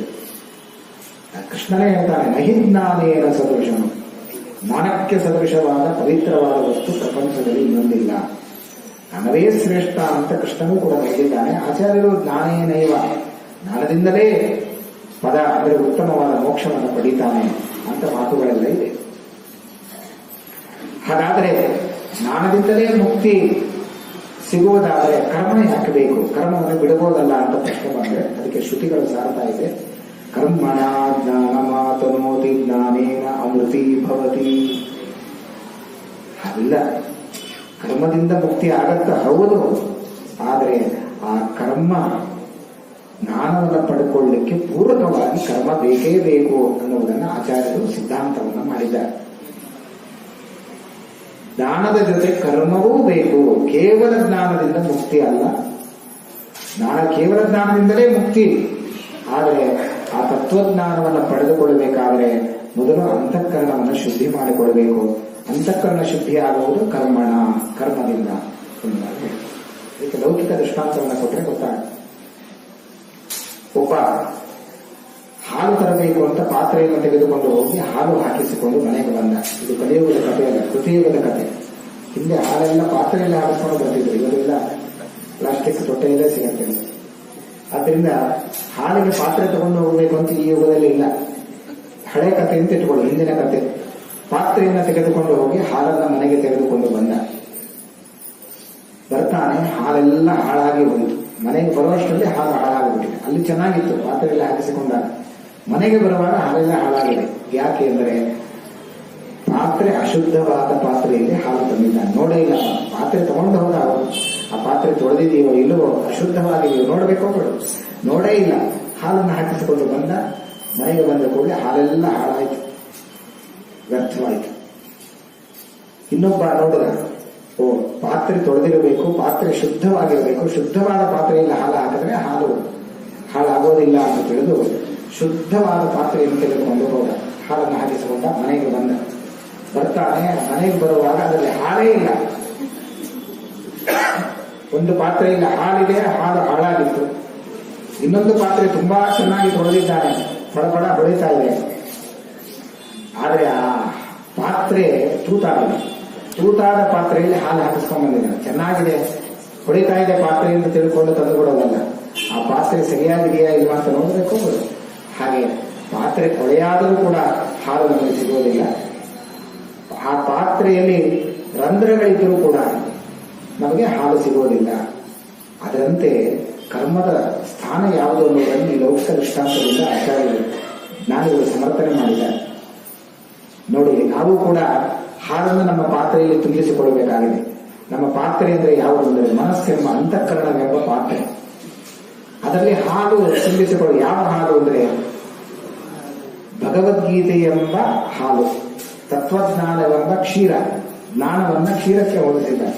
ಶುದ್ಧವಾದ ಕ್ಷೀರಕ್ಕೆ ಜ್ಞಾನವನ್ನು ಹೋಲಿಕೆ ಕೊಡ್ತಾರೆ. ಆದ್ದರಿಂದಾಗಿ ತತ್ವಜ್ಞಾನವೆಂಬ ಕ್ಷೀರವನ್ನ ನಮ್ಮ ಅಂತಃಕರಣ ಮನಸ್ಸೆಂಬ ಪಾತ್ರೆಯಲ್ಲಿ ತುಂಬಿಸಿಕೊಳ್ಳಬೇಕಾಗಿದೆ. ನಮ್ಮ ಸ್ಥಿತಿ ಏನಾಗಿದೆ ಅಂದ್ರೆ ಆ ಅಂತಃಕರಣ ಶುದ್ಧವಾಗಿ ಇದೆಯೋ ಇಲ್ಲವೋ ಅನ್ನೋದನ್ನೇ ನಾವು ನೋಡ್ತಾ ಇದ್ದೇವೆ. ಒಟ್ಟಾರೆ ತತ್ವಜ್ಞಾನವನ್ನು ಪಡ್ಕೊಂಡು ಬಿಡ್ತೇವೆ. ಎಲ್ಲೆಲ್ಲಿ ಜ್ಞಾನ ಸಿಗುತ್ತೋ ಅಲ್ಲೆಲ್ಲ ಹೋಗಿ ಪಡ್ಕೊಂಡು ಬಿಡ್ತೇವೆ. ಆದರೆ ಆ ಜ್ಞಾನ ನಮಗೆ ತಾರಕವೋ, ಆ ಜ್ಞಾನ ನಮಗೆ ಸಿಗತ್ತೋ ಇಲ್ಲವೋ ಅದನ್ನು ನಾವು ಎಚ್ಚರಿಕೆಯಿಂದ ನಾವು ಕಾಣಬೇಕು. ಯಾಕೆಂದ್ರೆ ಇವತ್ತು ಉಪದೇಶಗಳು ಬೇಕಾದಷ್ಟು ರಸ್ತೆಗಳಲ್ಲಿ ಸಿಗತ್ತೆ, ಆದರೆ ಅದು ಉಪಯೋಗ ಇಲ್ಲ, ಅದು ಅಪಸಿದ್ಧಾಂತ. ಆ ಉಪದೇಶಗಳನ್ನು ನಾವು ಎಂದೂ ಕೂಡ ಪಡೆದುಕೊಳ್ಳಬಾರದು. ಆದರೆ ಶುದ್ಧವಾದ ಉಪದೇಶ ಅದು ಶ್ರೀಮದಾಚಾರ್ಯ ಸಂತು ಮೇ ಜನ್ಮಜನ್ಮನಿ. ಆಚಾರ್ಯರು ಕೊಟ್ಟ ಉಪದೇಶ ಇದೆಯಲ್ಲ, ಅತ್ಯದ್ಭುತವಾದ ಸರ್ವಮೂಲ ಗ್ರಂಥಗಳೆಂಬ ಉಪದೇಶ, ಅದನ್ನು ನಾವು ಕಂಡಾಗ ಮಾತ್ರ ಕೃಷ್ಣನ ಅಭಿಪ್ರಾಯ ಇದು ಎಂಬುದಾಗಿ ತಾತ್ಪರ್ಯವನ್ನು ನಾವು ತಿಳಿಯಲಿಕ್ಕೆ ಸಾಧ್ಯವಿದೆ ಅನ್ನೋದನ್ನು ರಾಯರು ತಮ್ಮ ಗ್ರಂಥಗಳಲ್ಲಿ ಅದನ್ನು ತಿಳಿಸಿಕೊಡ್ತಾರೆ. ಇದು ಆಶ್ಚರ್ಯ. ನಮಗೆ ತಿಳಿಯೋದಿಲ್ಲ ಆಚಾರ್ಯರ ಭಾವ ಇದು ಅಂತ ತಿಳಿಯದೇ ಇದ್ದಾಗ ರಾಯರು ಸುಲಲಿತವಾಗಿ ಅದನ್ನು ನಮಗೆ ತಿಳಿಸಿಕೊಟ್ಟಿದ್ದಾರೆ. ಹಾಗಾಗಿ ಇದೊಂದು ಶ್ಲೋಕ ಒಳ್ಳೆಯ ಉದಾಹರಣೆ ನಮಗೆ. ನಾವು ಕೂಡ ಅಂತಃಕರಣ ಶುದ್ಧಿ ಆಗಬೇಕಾದ್ರೆ, ಮನಸ್ಸಿನ ಶುದ್ಧಿ ಆಗಬೇಕಾದ್ರೆ ಮೊದಲು ಕರ್ಮಾಚರಣೆಯನ್ನು ಪ್ರತಿಯೊಬ್ಬ ಬ್ರಾಹ್ಮಣನಾದವರು ಕೂಡ ಮಾಡಲೇಬೇಕು. ಅವರವರ ಆಶ್ರಮಕ್ಕೆ ಉಚಿತವಾದ ಕರ್ಮಗಳನ್ನು ಪ್ರತಿಯೊಬ್ಬ ವರ್ಣದವರು ಕೂಡ ಮಾಡಲೇಬೇಕು ಎಂಬುದಾಗಿ ಕೃಷ್ಣ ಭಗವದ್ಗೀತೆಗೆ ವರ್ಣಾಶ್ರಮ ಧರ್ಮಗಳನ್ನು ಹೇಳ್ತಾರೆ. ಹಾಗಾಗಿ ಆ ಕರ್ಮದಿಂದಾಗಿ ಅಂತಃಕರಣವನ್ನ ಶುದ್ಧಿ ಮಾಡಿಕೊಂಡು ಅಲ್ಲಿ ಜ್ಞಾನವನ್ನು ಪಡೆಯಬೇಕು. ಅಂತಃಕರಣ ಶುದ್ಧಿ ಬೇಕಾಗಿಲ್ಲ, ನಾವು ತತ್ವಜ್ಞಾನವನ್ನು ಪಡಿತೇವೆ ಅಂತ ಹೇಳೋದಾದ್ರೆ ಅದಕ್ಕೆ ಒಂದು ಉದಾಹರಣೆಯನ್ನು ಶಾಸ್ತ್ರಕಾರರು ಕೊಟ್ಟಿದ್ದಾರೆ. ಬೇಕಾದಷ್ಟು ಜ್ಞಾನ ಪಡೆದಿರಬಹುದು ನೀವು, ಆದರೆ ಶುದ್ಧವಾದ ಕರ್ಮಾಚರಣೆಯಿಂದ ನಿನ್ನ ಅಂತಃಕರಣ ಶುದ್ಧಿ ಇಲ್ಲದೆ ಜ್ಞಾನವನ್ನು ಪಡ್ಕೊಂಡ್ರೆ ಏನಾಗತ್ತೆ ಅಂತಂದ್ರೆ ಲೋಚನಾಭ್ಯಾಂ ವಿಹೀನಸ್ಯ ದರ್ಪಣ ಕಿಂಕರಿಷ್ಯತಿ ಯಸ್ಯ ನಾಸ್ತಿ ಸ್ವಯಂ ಪ್ರಜ್ಞ ಶಾಸ್ತ್ರಂ ತಸ್ಯ ಕರೋತಿ ಕಿಂ. ಆ ಶಾಸ್ತ್ರಗಳು ನಿನ್ನನ್ನ ಉದ್ಧಾರ ಮಾಡುವುದಿಲ್ಲ. ಬೇಕಾದಷ್ಟು ಶಾಸ್ತ್ರದ ಜ್ಞಾನವನ್ನು ನೀನು ಪಡ್ಕೊಂಡಿರಬಹುದು, ಆದರೆ ನಿನ್ನನ್ನ ಆ ಶಾಸ್ತ್ರಗಳು ಉದ್ಧಾರ ಮಾಡುವುದಿಲ್ಲ. ಸಾಧನೆಯ ಗುರಿಯನ್ನು ಮುಟ್ಟಿಸೋದಿಲ್ಲ ಆ ತತ್ವಜ್ಞಾನ. ಯಾಕೆಂದರೆ ದೃಷ್ಟಾಂತವನ್ನು ಕೊಡ್ತಾರೆ. ಲೋಚನಾಭ್ಯಾಂ ವಿಹೀನಸ್ಯ ದರ್ಪಣ ಕಿಂಕರಿಷ್ಯತಿ. ನೀನು ಪಡೆದ ಜ್ಞಾನ ಹೇಗೆ ಅಂದರೆ, ಒಬ್ಬ ಕುರುಡನಿಗೆ ಕನ್ನಡಿಯನ್ನು ಕೊಟ್ಟು ನಿನ್ನ ಚಂದವಾದ ಮುಖವನ್ನು ನೋಡಿಕೋ ಅಂತ ಹೇಳಿದ್ರೆ ಹೇಗಾಗತ್ತೋ ಹಾಗೆ ನಿನ್ನ ಸ್ಥಿತಿ. ನೋಡಿ, ಕುರುಡನ ಎರಡೂ ಕಣ್ಣು ಕಾಣದೇ ಇದ್ದವನು ಕನ್ನಡಿ ಕೊಟ್ರೆ ಅವನ ಪ್ರತಿಬಿಂಬವನ್ನು ಕನ್ನಡಿಯಲ್ಲಿ ಕಾಣಲಿಕ್ಕೆ ಸಾಧ್ಯವಿಲ್ಲ. ಕನ್ನಡಿ ಏನೋ ಇದೆ ಕೈಯಲ್ಲಿ, ಆದರೆ ಉಪಯೋಗ ಇಲ್ಲ. ಹಾಗೆ ಶಾಸ್ತ್ರಗಳು ನೀನು ಜ್ಞಾನವನ್ನು ಪಡ್ಕೊಂಡಿದ್ದರೂ ಕೂಡ ಅದು ನಿನಗೆ ಉಪಯೋಗಕ್ಕೆ ಬರೋದಿಲ್ಲ, ಅದು ಮೋಕ್ಷ ಸಾಧನೆ ನಿನಗೆ ಆಗೋದಿಲ್ಲ ಅನ್ನೋದನ್ನು ಸ್ಪಷ್ಟವಾಗಿ ಈ ಉದಾಹರಣೆಯ ಮೂಲಕ ತಿಳಿಸ್ತದೆ. ಆದ್ದರಿಂದ ಕರ್ಮ ಬೇಕೇ ಬೇಕು. ಕರ್ಮ ಮಾಡಿ ಅಂತಃಕರಣ ಶುದ್ಧಿಯನ್ನ ಪಡೆದು ತತ್ವಜ್ಞಾನವನ್ನು ಗುರುಮುಖೇನ ಪಡಿತೀಯಲ್ಲ, ಅದು ನಿನಗೆ ಸಾಧಕವಾಗುತ್ತೆ ಅನ್ನುವ ಮಾತನ್ನ ಅಲ್ಲಲ್ಲಿ ಸ್ಪಷ್ಟವಾಗಿ ಕರ್ಮಗಳ ಸಿದ್ಧಾಂತವನ್ನು ಬಿಡಿಸುವಾಗ ಆಚಾರ್ಯರು ಹೀಗೆ ಹೇಳಿದ್ದಾರೆ ಅಂತ ರಾಯರು ಮಂದಿರಂತೆ ಹೇಳಿ ಬಿಡಿಸ್ತಾರೆ. ಹಾಗಾದ್ರೆ ಕೃಷ್ಣನ ಅಭಿಪ್ರಾಯ ಏನು ಅಂತ ನಾವು ಆ ಶ್ಲೋಕದಲ್ಲಿ ತಿಳಿಯಬೇಕು. ಕರ್ಮಣ್ಯ ಕರ್ಮಯ ಪಶ್ಯೇತ್ ಅಕರ್ಮಣೇಚ ಕರ್ಮಯ ಸ ಬುದ್ಧಿಮಾನ್ ಮನುಷ್ಯೇಶು. ಕೃಷ್ಣ ಹೇಳ್ತಾನೆ, ಹೀಗೆ ಯಾರು ತಿಳಿತಾರೋ ಕರ್ಮ ಇದ್ದಲ್ಲಿ ಕರ್ಮ ಇಲ್ಲ ಅಂತ ತಿಳಿದು ಬಿಟ್ರೆ ಬುದ್ಧಿಮಾನ್, ಅವನು ಒಳ್ಳೆ ಬುದ್ಧಿವಂತ ಅಂತ ಕರೀಬೇಕು ಅವನನ್ನ. ಇದು ಹೇಗೆ ಸಾಧ್ಯ? ಕಾಣುವ ವಸ್ತುವನ್ನ ಇಲ್ಲ ಅಂತ ತಿಳಿಯೋದು ಹೇಗೆ? ಒಬ್ಬ ಮನುಷ್ಯ ಕಾಣ್ತಾ ಇರುವಾಗ ಅವನು ಇಲ್ಲ ಅಂತ ಹೇಳೋದಾದ್ರೂ ಹೇಗೆ? ಇಲ್ಲ ಅಂತ ಹೇಳು ನೀನು ಬುದ್ಧಿವಂತ ಅಂತ ಕೃಷ್ಣ ಹೇಳ್ತಾನೆ. ಹಾಗಾದ್ರೆ ಯಾವ ಅಭಿಪ್ರಾಯದಲ್ಲಿ ಕೃಷ್ಣ ಹೇಳಿದ್ದು ಅಂದ್ರೆ ಅದನ್ನ ಆಚಾರ್ಯರು ಬಹಳ ಸುಂದರವಾಗಿ ಕರ್ಮ ಸಿದ್ಧಾಂತವನ್ನು ತಿಳಿಸಿದ್ದಾರೆ. ಇದಕ್ಕೆ ಉತ್ತರ ಕೊಡ್ಲಿಕ್ಕೆ ಹೋದ್ರು ಕೆಲವರು ಪ್ರಶ್ನೆ ಮಾಡಿಕೊಂಡು ವ್ಯಾಖ್ಯಾನಕಾರರು. ಆ ವ್ಯಾಖ್ಯಾನ ಮಾಡುವ ಸಂದರ್ಭದಲ್ಲಿ ಹೇಗೆ ಅವರು ಉತ್ತರ ಆಯಿತು, ಇದಕ್ಕೆ ಅವರು ಮಾಡಿದ ವ್ಯಾಖ್ಯಾನ ಹೇಗಾಯಿತು ಅಂತಂದ್ರೆ ಒಂದು ಉದಾಹರಣೆಯನ್ನು ಕೊಡ್ತಾರೆ. ಅವರು ಪಲಾಯನವಾದವನ್ನು ಮಾಡಿದ್ರು. ಕರ್ಮ ಸಿದ್ಧಾಂತದ ಬಗ್ಗೆ ಪ್ರಶ್ನೆ ಬಂದಾಗ ಕರ್ಮ ಇದ್ದಲ್ಲಿ ಕರ್ಮ ಇಲ್ಲ ಅಂತ ತಿಳಿ ಅಂತ ಕೃಷ್ಣ ಹೇಳಿದ್ದಾನಲ್ಲ, ಇದು ಬುದ್ಧಿವಂತರ ಲಕ್ಷಣ ಅಂತ ಹೇಳ್ತಾನಲ್ಲ, ಇದರ ಅರ್ಥ ಏನು, ಕೃಷ್ಣನ ತಾತ್ಪರ್ಯ ಏನು ಅಂತ ಕೇಳಿದಾಗ ಅವರು ಉತ್ತರ ಕೊಡ್ಲಿಕ್ಕಾಗದೆ ಪಲಾಯನವಾದವನ್ನ ಹೇಳಿದರು ಅನ್ನುವುದನ್ನ ಸ್ಪಷ್ಟವಾಗಿ ಒಂದು ಉದಾಹರಣೆ ಮೂಲಕ ಕೊಡ್ಲಿಕ್ಕಾಗುತ್ತೆ. ಒಬ್ಬನಿಗೆ ಹಲಸಿನ ಹಣ್ಣು ತಿನ್ನಬೇಕು ಅಂತ ಆಸೆ ಆಯಿತು. ಆದ್ರೆ ಸಮಸ್ಯೆ ತುಂಬಾ ಬಂತವನಿಗೆ. ಆ ಹಲಸಿನ ಹಣ್ಣು ಆ ಮರದಲ್ಲಿ ಎಲ್ಲೋ ಮೇಲೆ ಬಿಡತ್ತೆ, ಅಲ್ಲಿ ತನಕ ಹತ್ತಿ ಅವನು ಆ ಹಣ್ಣನ್ನ ಬಿಡಿಸಿಕೊಂಡು ಬರಬೇಕು. ಹಾಗೆ ತರ್ಲಿಕ್ಕೆ ಸಾಧ್ಯವ, ಬಹಳ ದೊಡ್ಡ ಹಣ್ಣು, ಅದು ಭಾರ ಹೊತ್ಕೊಂಡು ಬರೋದು ತುಂಬಾ ಕಷ್ಟ. ಹೋಗಲಿ, ಏನೂ ತೊಂದರೆ ಇಲ್ಲ, ಭುಜದ ಮೇಲೆ ಹೊತ್ಕೊಂಡು ಬರೋಣ ಅಂದ್ರೆ ಮುಳ್ಳು ಚುಚ್ಚತ್ತೆ, ಬೇರೆ ಕೈಯಿಂದ ಚುಚ್ಚತ್ತೆ. ಮತ್ತೆ ಆ ಭಾರ ಮೇಲೆ ಹತ್ತಿ ತರಬೇಕು. ಇಷ್ಟೆಲ್ಲ ಕಷ್ಟ, ಮನೆಗೆ ಹೊತ್ಕೊಂಡ್ ಬಂದ ಏನೋ ಆಗಿ ಇಷ್ಟೆಲ್ಲ ಆದ್ಮೇಲೆ ಹೋಗಿ ಆರಾಮವಾಗಿ ಹಣ್ಣು ತಿನ್ನೋಣ ಅಂದ್ರೆ ಬಿಡಿಸ್ಲಿಕ್ಕೆ ಹೋದ್ರೆ ಕೈಯೆಲ್ಲ ಅಂಟು, ತುಂಬಾ ತೊಂದರೆ, ಏನು ಕಗ್ಗಂಟು. ಕರ್ಮ ಅಂದ್ರೆ ಹೀಗೆ ಅಂತ ಹಲಸಿನ ದೃಷ್ಟಾಂತವನ್ನು ಕೊಡ್ತಾರೆ. ಬಿಡಿಸ್ಲಿಕ್ಕೆ ಹೋದ್ರೆ ಕೈಯೆಲ್ಲ ಅಂಟುತ್ತಾ ಇದೆ. ಹಾಗೆ ಒಂದು ಕರ್ಮ ಮಾಡ್ಲಿಕ್ಕೆ ಹೋಗಿ ನೂರಾರು ಜನ್ಮಗಳು ಎತ್ತುವಷ್ಟು ಕರ್ಮಗಳನ್ನು ಮಾಡಿಬಿಡ್ತಾನೆ ಮನುಷ್ಯ. ಅದು ಕರ್ಮ ಅಂಟಿಕೊಂಡು ಬಿಡುತ್ತೆ. ಕರ್ಮ ಮಾಡುವಾಗ ಕುಶಲತೆ ಬೇಕು. ಕೃಷ್ಣ ಭಗವದ್ಗೀತೆಯಲ್ಲಿ ಎಚ್ಚರಿಕೆ ಕೊಡ್ತಾನೆ, ಯೋಗ ಕರ್ಮಸು ಕೌಶಲಂ ಅನ್ನುವ ಮಾತು ಕೃಷ್ಣನ ಮಾತು. ಅಂದ್ರೆ ಕುಶಲತೆ ಬೇಕು ಕರ್ಮ ಮಾಡುವಾಗ. ಆ ಕುಶಲತೆ ಇಲ್ಲದೆ ಹೋದರೆ ಅದು ಯೋಗ ಆಗೋದಿಲ್ಲ, ಅದು ರೋಗ ಆಗುತ್ತೆ. ಆದ್ರಿಂದಾಗಿ ಯೋಗ ಕರ್ಮಸು ಕೌಶಲಂ. ಅದರಿಂದಾಗಿ ಯೋಗಿಗಳು ಕರ್ಮ ಮಾಡುವಾಗ ಕುಶಲತೆಯಿಂದ ತಾವು ಕರ್ಮವನ್ನು ಮಾಡುತ್ತಾರೆ. ಹಾಗೆ ಹಲಸಿನ ಹಣ್ಣು ತಿನ್ನಬೇಕು ಅಂತ ಆಸೆಯಾಗಿ ಇಷ್ಟೆಲ್ಲ ಒದ್ದಾಡಿ ಕೊನೆಗೆ ಬಿಚ್ಚಿ ಹಣ್ಣು ತಿನ್ನೋಣ ಅಂತ ಹೊರಟ್ರೆ ಅಲ್ಲಿ ಕೈಯೆಲ್ಲ ಅಂಟಾಗಿ ಆಗಲೂ ಬೇಸರ ಆಗಿ ಬಿಡುವುದ. ಯಾರೋ ಒಬ್ಬರು ಆಚಾರ ಬಂದಾಗ ಅವ್ರು ಕೇಳಿದ, ಸ್ವಾಮಿ ಹಣ್ಣು ತಿನ್ನಬೇಕು ಅಂತ ಆಸೆ ಆಗಿದೆ, ಕೈಯೆಲ್ಲ ಅಂಟದೇ ಇರಬೇಕಾದ್ರೆ ಏನು ಉಪಾಯ ಹೇಳಿ ಅಂತ ಕೇಳಿದಾಗ ಅದಕ್ಕೆ ಅವ್ರಿಗೆ ಪಾಪ ತೋಚಲಿಲ್ಲ ಏನ್ ಹೇಳಬೇಕು ಅಂತ. ಅವ್ರಿಗೆ ಹಲಸಿನ ಹಣ್ಣು ತಿಂದ ಅಭ್ಯಾಸ ಇಲ್ಲ, ಅವರು ಯೋಚನೆ ಏನಾದ್ರೂ ಒಂದು ಉತ್ತರ ಕೊಡ್ಬೇಕಲ್ಲ. ಅದಕ್ಕೆ ಅವರು ಉತ್ತರ ಕೊಟ್ಟರಂತೆ, ನೋಡು, ಹಣ್ಣು ತಿನ್ಲಿಕ್ಕೆ ಹೋದ್ರೆ ತಾನೇ ನಿನಗೆ ಅಂಟತ್ತೆ, ಹಲಸಿನ ಹಣ್ಣು ತಿನ್ಲಿಕ್ಕೆ ಹೋದ್ರೆ ತಾನೇ ಇಷ್ಟೆಲ್ಲ ಸಮಸ್ಯೆ, ಹಣ್ಣು ತಿನ್ನೋದೇ ಬಿಟ್ಬಿಡು, ಯಾವ ಅಂಟುವಿಕೆಯೂ ನಿನಗಾಗೋದಿಲ್ಲ. ಹೀಗೆ ಕರ್ಮ ಸಿದ್ಧಾಂತದ ಬಗ್ಗೆ ಕರ್ಮವನ್ನ ಮಾಡ್ಲಿಕ್ಕೆ ಹೋದಾಗ ಇನ್ನು 10 ಕರ್ಮ ಎತ್ತುವಷ್ಟು ಕರ್ಮವನ್ನ ಮಾಡಿಬಿಡ್ತಾನೆ ಒಬ್ಬ ಮನುಷ್ಯ ಒಂದು ದಿವಸದಲ್ಲಿ. ಆ ಕರ್ಮವನ್ನ ಅನುಭವಿಸಲಿಕ್ಕೆ ಮತ್ತೆ ಇನ್ನೊಂದು ಜನ್ಮ ಬರುತ್ತೆ, ಅಲ್ಲಿ ಮತ್ತೆ ಕರ್ಮ ಮಾಡ್ಲಿಕ್ಕೆ ಒಂದು ದಿವಸದಲ್ಲಿ ಇನ್ನು 10 ಜನ್ಮ ಎತ್ತುವಷ್ಟು ಕರ್ಮ ಮಾಡ್ತಾ ಇದ್ದಾನೆ. ಹೀಗೆ ಕರ್ಮದ ಬಂಧನದಲ್ಲಿ ಸಿಲುಕದ ಈ ಜೀವನಿಗೆ ಆ ಕರ್ಮದಿಂದ ಬಿಡುಗಡೆ ಹೇಗೆ ಅಂತ ಯಾರಾದ್ರೂ ಪ್ರಶ್ನೆ ಮಾಡಿದಾಗ ಅದಕ್ಕೆ ಒಬ್ಬ ಆಚಾರ್ಯರು, ಶಂಕರಾಚಾರ್ಯರು ಅವರು ಉತ್ತರ ಕೊಟ್ಟರು, ಅವರು ಕರ್ಮ ಮಾಡಿದ್ರೆ ಮಾತ್ರ ನೀನು ಅದರಲ್ಲಿ ಸಿಕ್ಕಾಕೊಳ್ತೀವಿ, ಕರ್ಮದ ಬಂಧನಕ್ಕೆ ಸಿಕ್ಕಾಕೊಳ್ತಿ, ನೀನು ಕರ್ಮ ಮಾಡೋದೇ ಬೇಡ ಅಂತ ಉತ್ತರ ಕೊಟ್ಟರು. ಕರ್ಮ ಮಾಡದೇನೇ ಇದ್ರೆ ಅದು ಸಾಧ್ಯವಿಲ್ಲ, ಕರ್ಮ ಮಾಡಲೇಬೇಕು. ಅದಕ್ಕೆ ಶಾಸ್ತ್ರಗಳು ವಿಧಾನ ಮಾಡ್ತಾ ಇದೆ, ಷಟ್ ಕರ್ಮಾಣಿ ಅಗ್ರಜನ್ಮನ. ಯಾವುದೋ ಒಂದು ಕರ್ಮ ಮಾಡ್ತೀನಿ ಅಂದ್ರೂ ತಪ್ಪು, ಮತ್ತೆ ಇಷ್ಟೇ ಕರ್ಮ ಮಾಡ್ತೀನಿ ಅಂದ್ರೂ ತಪ್ಪು. ಇಷ್ಟು ಕರ್ಮವನ್ನ ಮಾಡಬೇಕು ಅಂತ ಶಾಸ್ತ್ರಗಳು, ಇದೇ ಕರ್ಮ ಮಾಡಬೇಕು, ಇಷ್ಟು ಕರ್ಮಗಳನ್ನು ಮಾಡಬೇಕು. ಯಜನಂ ಯಾಜನಂ ಚೈವ ಅಧ್ಯಯನ ಅಧ್ಯಾಪನೆ ತಥಾ ದಾನಂ ಪ್ರತಿಗ್ರಹಶ್ಚೇತಿ ಷಟ್ ಕರ್ಮಾಣಿ ಅಗ್ರಜನ್ಮನಃ. ಇಷ್ಟೆಲ್ಲ ಶಾಸ್ತ್ರಗಳು ವಿಧಾನ ಮಾಡ್ತಾ ಇವೆ. ಇಷ್ಟು ಕರ್ಮಗಳನ್ನು ನೀನು ಆಚರಣೆ ಮಾಡಲೇಬೇಕು ಪ್ರತಿನಿತ್ಯ ಮನುಷ್ಯನಾದವನು. ಪ್ರಾಣಿಗಳು ಕರ್ಮವನ್ನು ಮಾಡುವುದಿಲ್ಲ. ಆದರೆ ಮನುಷ್ಯನಾದವನು ಕರ್ತವ್ಯ ಇದೆ. ಇಷ್ಟು ಕರ್ಮಗಳನ್ನು ಆಚರಣೆ ಮಾಡಿ ನೀನು ಕರ್ಮಾಧ್ಯಕ್ಷನಾದ ಭಗವಂತನಿಗೆ ಆ ಕರ್ಮಗಳನ್ನು ಸಮರ್ಪಣೆ ಮಾಡಿದಾಗ ಮಾತ್ರ ನೀನು ಕರ್ಮದ ಬಂಧನದಿಂದ ದೂರ ಆಗಲಿಕ್ಕೆ ಸಾಧ್ಯ. ಇಲ್ಲದೆ ಹೋದರೆ ಮತ್ತೆ ಮತ್ತೆ ಈ ಕರ್ಮದ ಬಂಧನಕ್ಕೆ ಸಿಕ್ಕಾಕೊಂಡು ಎಷ್ಟು ಜನ್ಮಗಳು ಬಂದರೂ ಕೂಡ ಅದು ಮುಗಿಯೋದೇ ಇಲ್ಲ. ನೀನು ಈ ಸಂಸಾರ ಬಂಧನದಲ್ಲಿ ಸಿಲುಕಿ ಒದ್ದಾಡ್ತಾನೆ ಜೀವ. ಹಾಗಾದ್ರೆ ಇವನಿಗೆ ಬಿಡುಗಡೆ ಹೇಗೆ ಅಂತ ಕೇಳಿದಾಗ ಅವರು ಕೊಟ್ಟ ಉತ್ತರ ಏನು ಅಂದ್ರೆ ಕರ್ಮವೇ ಮಾಡುವುದು ಬೇಡ. ಇದು ತಪ್ಪು ಉತ್ತರ. ಶಾಸ್ತ್ರವೇ ಹೇಳುತ್ತೆ ಕರ್ಮ ಮಾಡದೇ ಇರಬಾರದು. ಸಂಧ್ಯಾವಂದನಾದ ಕರ್ಮಗಳನ್ನು ಯಾವಾಗ ನಿನಗೆ ಮಾಡ್ಲಿಕ್ಕೆ ಆಗಲಿಲ್ಲವೋ ಆಗ ನೀನು ಬದುಕಬೇಡ ಅಂತ ಶಾಸ್ತ್ರ ಹೇಳುತ್ತೆ. ನಿನ್ನ ಕರ್ತವ್ಯವನ್ನ ಪಾಲನೆ ಮಾಡ್ಲಿಕ್ಕೆ ಆಗಲಿಲ್ಲ ಅಂದ್ರೆ ಇನ್ನು ಮುಂದೆ ನೀನು ಬದುಕಬಾರದು. ಎಲ್ಲಿಯ ತನಕ ಬದುಕಬೇಕು? ನಾವು ಮಾಡುವ ಕರ್ತವ್ಯಗಳನ್ನ ನಾವು ಸರಳವಾಗಿ ನಿತ್ಯ ನಾವು ಮಾಡ್ತಾ ಇದ್ರೆ ಮಾತ್ರ ನಿಮಗೆ ಬದುಕಲಿಕ್ಕೆ ಹಕ್ಕು. ನೀನು ಬದುಕಬಾರದು. ಕರ್ತವ್ಯಗಳನ್ನು ಎಂದೂ ಕೂಡ ಬಿಡಲಿಕ್ಕಿಲ್ಲ. ಅವರವರ ಕರ್ತವ್ಯಗಳಲ್ಲಿ ಅವರು ಶಾಸ್ತ್ರಗಳಲ್ಲಿ ವಿಧಾನ ಮಾಡಿವೆ, ಅದನ್ನು ಮಾಡಲೇಬೇಕು ಅಂತ ವರ್ಣಾಶ್ರಮೋಚಿತವಾದ ಕರ್ಮಗಳ ಬಗ್ಗೆ ಭಗವದ್ಗೀತೆಯಲ್ಲಿ ಒಂದು ಅಧ್ಯಾಯದಲ್ಲಿ ಅದನ್ನೇ ಉಪದೇಶ ಮಾಡಿದ್ದಾರೆ. ಹಾಗಾಗಿ ಕರ್ಮ ಮಾಡದೆ ಇದ್ಬಿಡು ಅಂತ ಹೇಳೋದಿದೆ.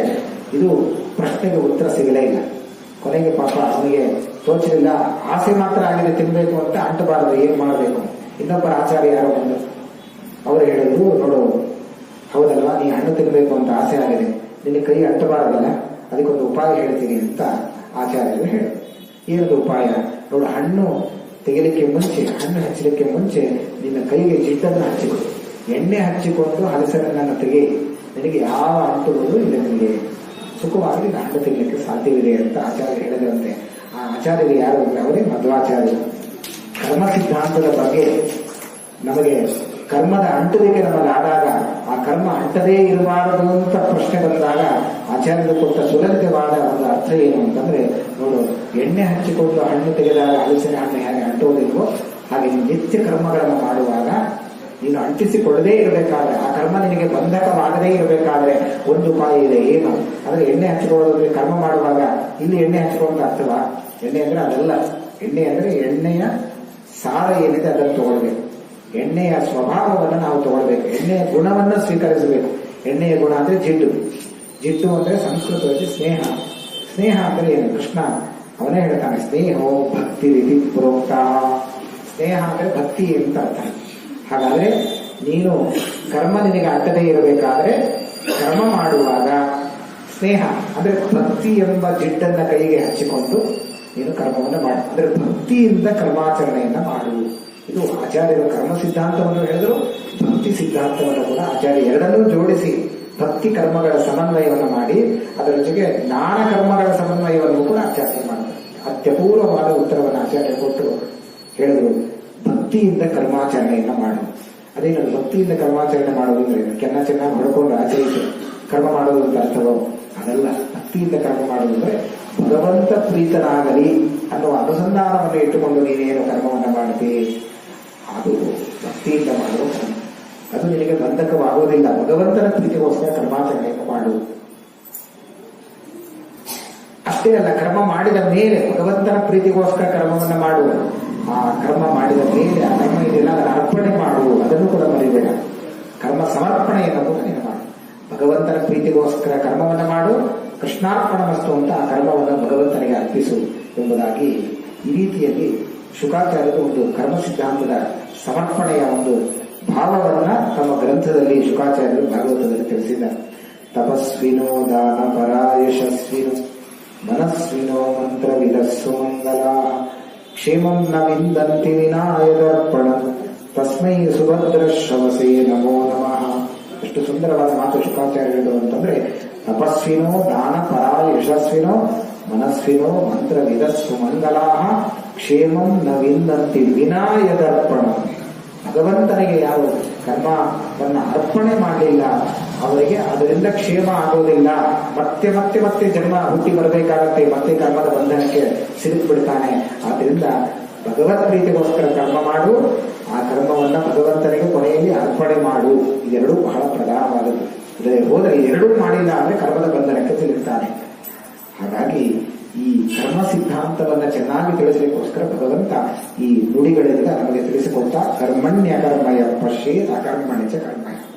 ಅದೇ ಭಕ್ತಿಯಿಂದ ಕರ್ಮ ಮಾಡುವುದು ಅಂದ್ರೆ ಕೆಲವೊಮ್ಮೆ ನಾವು ಅನಿಸ್ಬಿಡುತ್ತೆ ನಾನೇ ಮಾಡಿದ್ದೇನೆ ಅನ್ನೋ ಅಹಂಭಾವ ಬಂದ್ಬಿಡುತ್ತೆ. ಇದು ಬರಬಾರದು. ಭಗವಂತ ನನ್ನೊಳಗೆ ನಿಂತು ಮಾಡಿಸಿದ್ದಾನೆ ಅನ್ನೋ ಅನುಸಂಧಾನ ಇಟ್ಟುಕೊಂಡು ಕರ್ಮಾಚರಣೆಯನ್ನು ಮಾಡಬೇಕು. ಅಥವಾ ಅವನು ನೀನು ಮಾಡಿಸು ಅಂತ ಅವನಿಗೆ ಪ್ರಾರ್ಥನೆ ಮಾಡಿ ಕರ್ಮವನ್ನು ಮಾಡಬೇಕು. ಮಾಡಿದ ಮೇಲೆ ಭಗವಂತ ನಿಂತು ಮಾಡಿಸಿದ್ದಾನೆ ಅನ್ನೋ ಅನುಸಂಧಾನ ಇರಬೇಕು. ಹೀಗಿದ್ದಾಗ ಮಾತ್ರ ಕರ್ಮ ತಾರಕ ಆಗತ್ತೆ. ಇಲ್ಲದೆ ಹೋದರೆ ಕರ್ಮ ಬಂಧಕವಾಗಿ ಬಿಡುತ್ತೆ. ಎಚ್ಚರಿಕೆಯಿಂದ ಇರಿ ಕರ್ಮ ಮಾಡುವವರು ಅನ್ನೋದನ್ನ ಭಗವಂತ ಅಲ್ಲಿ ತಿಳಿಸಿದ್ದಾರೆ. ಈ ಶಬ್ದದಿಂದ ತಿಳಿಸ್ತಾರೆ. ಎಷ್ಟು ಸುಂದರವಾದ ವ್ಯಾಖ್ಯಾನ ನೋಡಿ. ಕರ್ಮಣ್ಯ ಅಕರ್ಮಯ ಪಶ್ಯ. ಕರ್ಮ ಇದ್ದಲ್ಲಿ ಅಕರ್ಮ, ಕರ್ಮ ಇಲ್ಲ ಅಂತ ತಿಳಿ ಅಂತ ಕೃಷ್ಣ. ಒಂದು ರೀತಿ ಅದ್ವೈತ ಸಿದ್ಧಾಂತ. ಪ್ರಪಂಚ ಇದೆ, ಪ್ರಪಂಚ ಇಲ್ಲ ಅಂತ ತಿಳ್ಕೊ. ಕರ್ಮ ಇದೆ, ಕರ್ಮ ಇಲ್ಲ ಅಂತ ತಿಳಿ ಅಂತ ಹೇಳಿದ ಆಗಿದೆ. ಹಾಗರ್ಥ ಅಲ್ಲ. ಅಂದ್ರೆ ಕರ್ಮವನ್ನ ಭಗವಂತ ನಮ್ಮೊಳಗೆ ನಿಂತು ಅವನು ಮಾಡಿಸ್ತಾ ಇದ್ದಾನೆ ಅನ್ನೋ ಅನುಸಂಧಾನ ಇರಲಿ ಅನ್ನೋ ಅರ್ಥದಲ್ಲಿ ಕರ್ಮಣ್ಯ ಕರ್ಮಯ ಪಶ್ಯೇತ್ ಅಂತ ಕೃಷ್ಣ ಹೇಳಿದ. ಅದು ಹೇಗೆ ಅರ್ಥ ಆಗುತ್ತೆ ಅಂದ್ರೆ ನೋಡಿ, ಕರ್ಮಣಿ ಅಕರ್ಮ. ಕರ್ಮ ನಡೀತಾ ಇದೆ, ನನ್ನಿಂದ ಕರ್ಮ ಮಾಡ್ತಾ ಇದ್ದೇನೆ. ಈಗ ನಾನು ಮಾಡುವಾಗ ನಾನೇ ಮಾಡಿದ್ದೇನೆ ಅನ್ನುವ ಅಹಂಕಾರ ನನಗೆ ಬರುತ್ತೆ. ಹಾಗೆ ತಿಳಿಬೇಡ. ಅಕರ್ಮ ಕೃಷ್ಣ ಹೇಳ್ತಾನೆ, ನಿನ್ನಿಂದ ಕರ್ಮ ನಡೆದದ್ದಲ್ಲ. ಅಕರ್ಮ ಅಂದ್ರೆ ಕರ್ಮವೇ ಇಲ್ಲ ಅಂತ ಅರ್ಥ ಅಲ್ಲ. ನಿನ್ನಿಂದಾಗಿ ಕರ್ಮ ನಡೆದಿದೆ ಅಂತ ತಿಳಿಯಬೇಡ. ಆ ಕರ್ಮ ಕರ್ಮ ನನ್ನಿಂದ ನಡೆದೇ ಇಲ್ಲ. ಹಾಗಾದ್ರೆ ಕರ್ಮ ಮಾಡಿದ್ದೇನಲ್ಲ ಅಂತ ಕೇಳಿದ್ರೆ, ಕರ್ಮ ಮಾಡಿದ್ದೇ ಹೌದು, ನೀನು ಮಾಡಿದ್ದಲ್ಲ. ಹಾಗಾದ್ರೆ ಯಾರು ಮಾಡಿದ್ದ ಕರ್ಮ? ಆ ಕರ್ಮ. ಅಕರ್ಮ ಅಂತ ತಿಳಿಸ್ಬೇಕು. ಮತ್ತೆ ಆ ಕರ್ಮ ಆದ್ರೆ ಮತ್ತೆ ಪರಮಾತ್ಮ ಅಂತ ಅರ್ಥ. ಆದ್ರೆ ನೋಡಿದ್ದೇವೆ ಆ ಕೃತಿಮ್ ಅನ್ನೋದು. ಅಂದ್ರೆ ಭಗವಂತ ಕರ್ಮ ನಿನ್ನೊಳಗೆ ನಿಂತು ಭಗವಂತ ಮಾಡಿಸಿದ್ದಾನೆ. ಕರ್ಮಣ್ಯ ಕರ್ಮಯ ಪಶ್ಯೇತ್. ಎಷ್ಟು ಸುಂದರವಾದ ಅರ್ಥ ನೋಡಿ. ಕರ್ಮಣಿ ಅಂದ್ರೆ ಕರ್ಮ ಮಾಡಿದ್ದೇನೆ, ಕರ್ಮ ನಡೀತಾ ಇದೆ. ಅಕರ್ಮ ಅಲ್ಲಿ ಕರ್ಮ ಇಲ್ಲ ಅಂತ ತಿಳಿಯುತ್ತ ಅರ್ಥ ಆಗತ್ತೆ ಆ ಶಬ್ದಕ್ಕೆ. ಆ ಅರ್ಥ ಅಲ್ಲ. ಆ ಕರ್ಮ ಇದು ನನ್ನ ಕರ್ಮ ಅಲ್ಲ, ಆ ಕರ್ಮ ಆ ಭಗವಂತನ ಕರ್ಮ ಇದು ಅಂತ ತಿಳಿ ಅನ್ನೋ ಅರ್ಥದಲ್ಲಿ ಕೃಷ್ಣ ಪರಮಾತ್ಮ ಈ ಮಾತನ್ನು ಹೇಳಿದ್ದಾನೆ ಅಂತ ತುಂಬಾ ಸುಂದರವಾದ ವಿವರಣೆಯಿಂದ ರಾಯರು ತಮ್ಮ ಗ್ರಂಥದಲ್ಲಿ ಕರ್ಮ ಸಿದ್ಧಾಂತದ ಬಗ್ಗೆ ಕೃಷ್ಣನ ಅಭಿಪ್ರಾಯವನ್ನ ನಮಗೆ ಕೊಟ್ಟಿದ್ದಾರೆ. ಇದೇನೋ ಸರಿ ಚೆನ್ನಾಗಿ ಕೂಡಿತು. ಮುಂದಿನ ಮಾತಿಗೆ ಏನ್ ಮಾಡಬೇಕು? ಅಕರ್ಮಣಿ ಚ ಕರ್ಮಯ. ಇದು ಯಾಕೆ ಕೂಡಿಸ್ಬೇಕು? ಅಕರ್ಮಣಿ ಚ ಕರ್ಮಯ. ಕರ್ಮ ಇದ್ದಲ್ಲಿ ಕರ್ಮ ಇಲ್ಲ ಅಂತ ತಿಳಿ.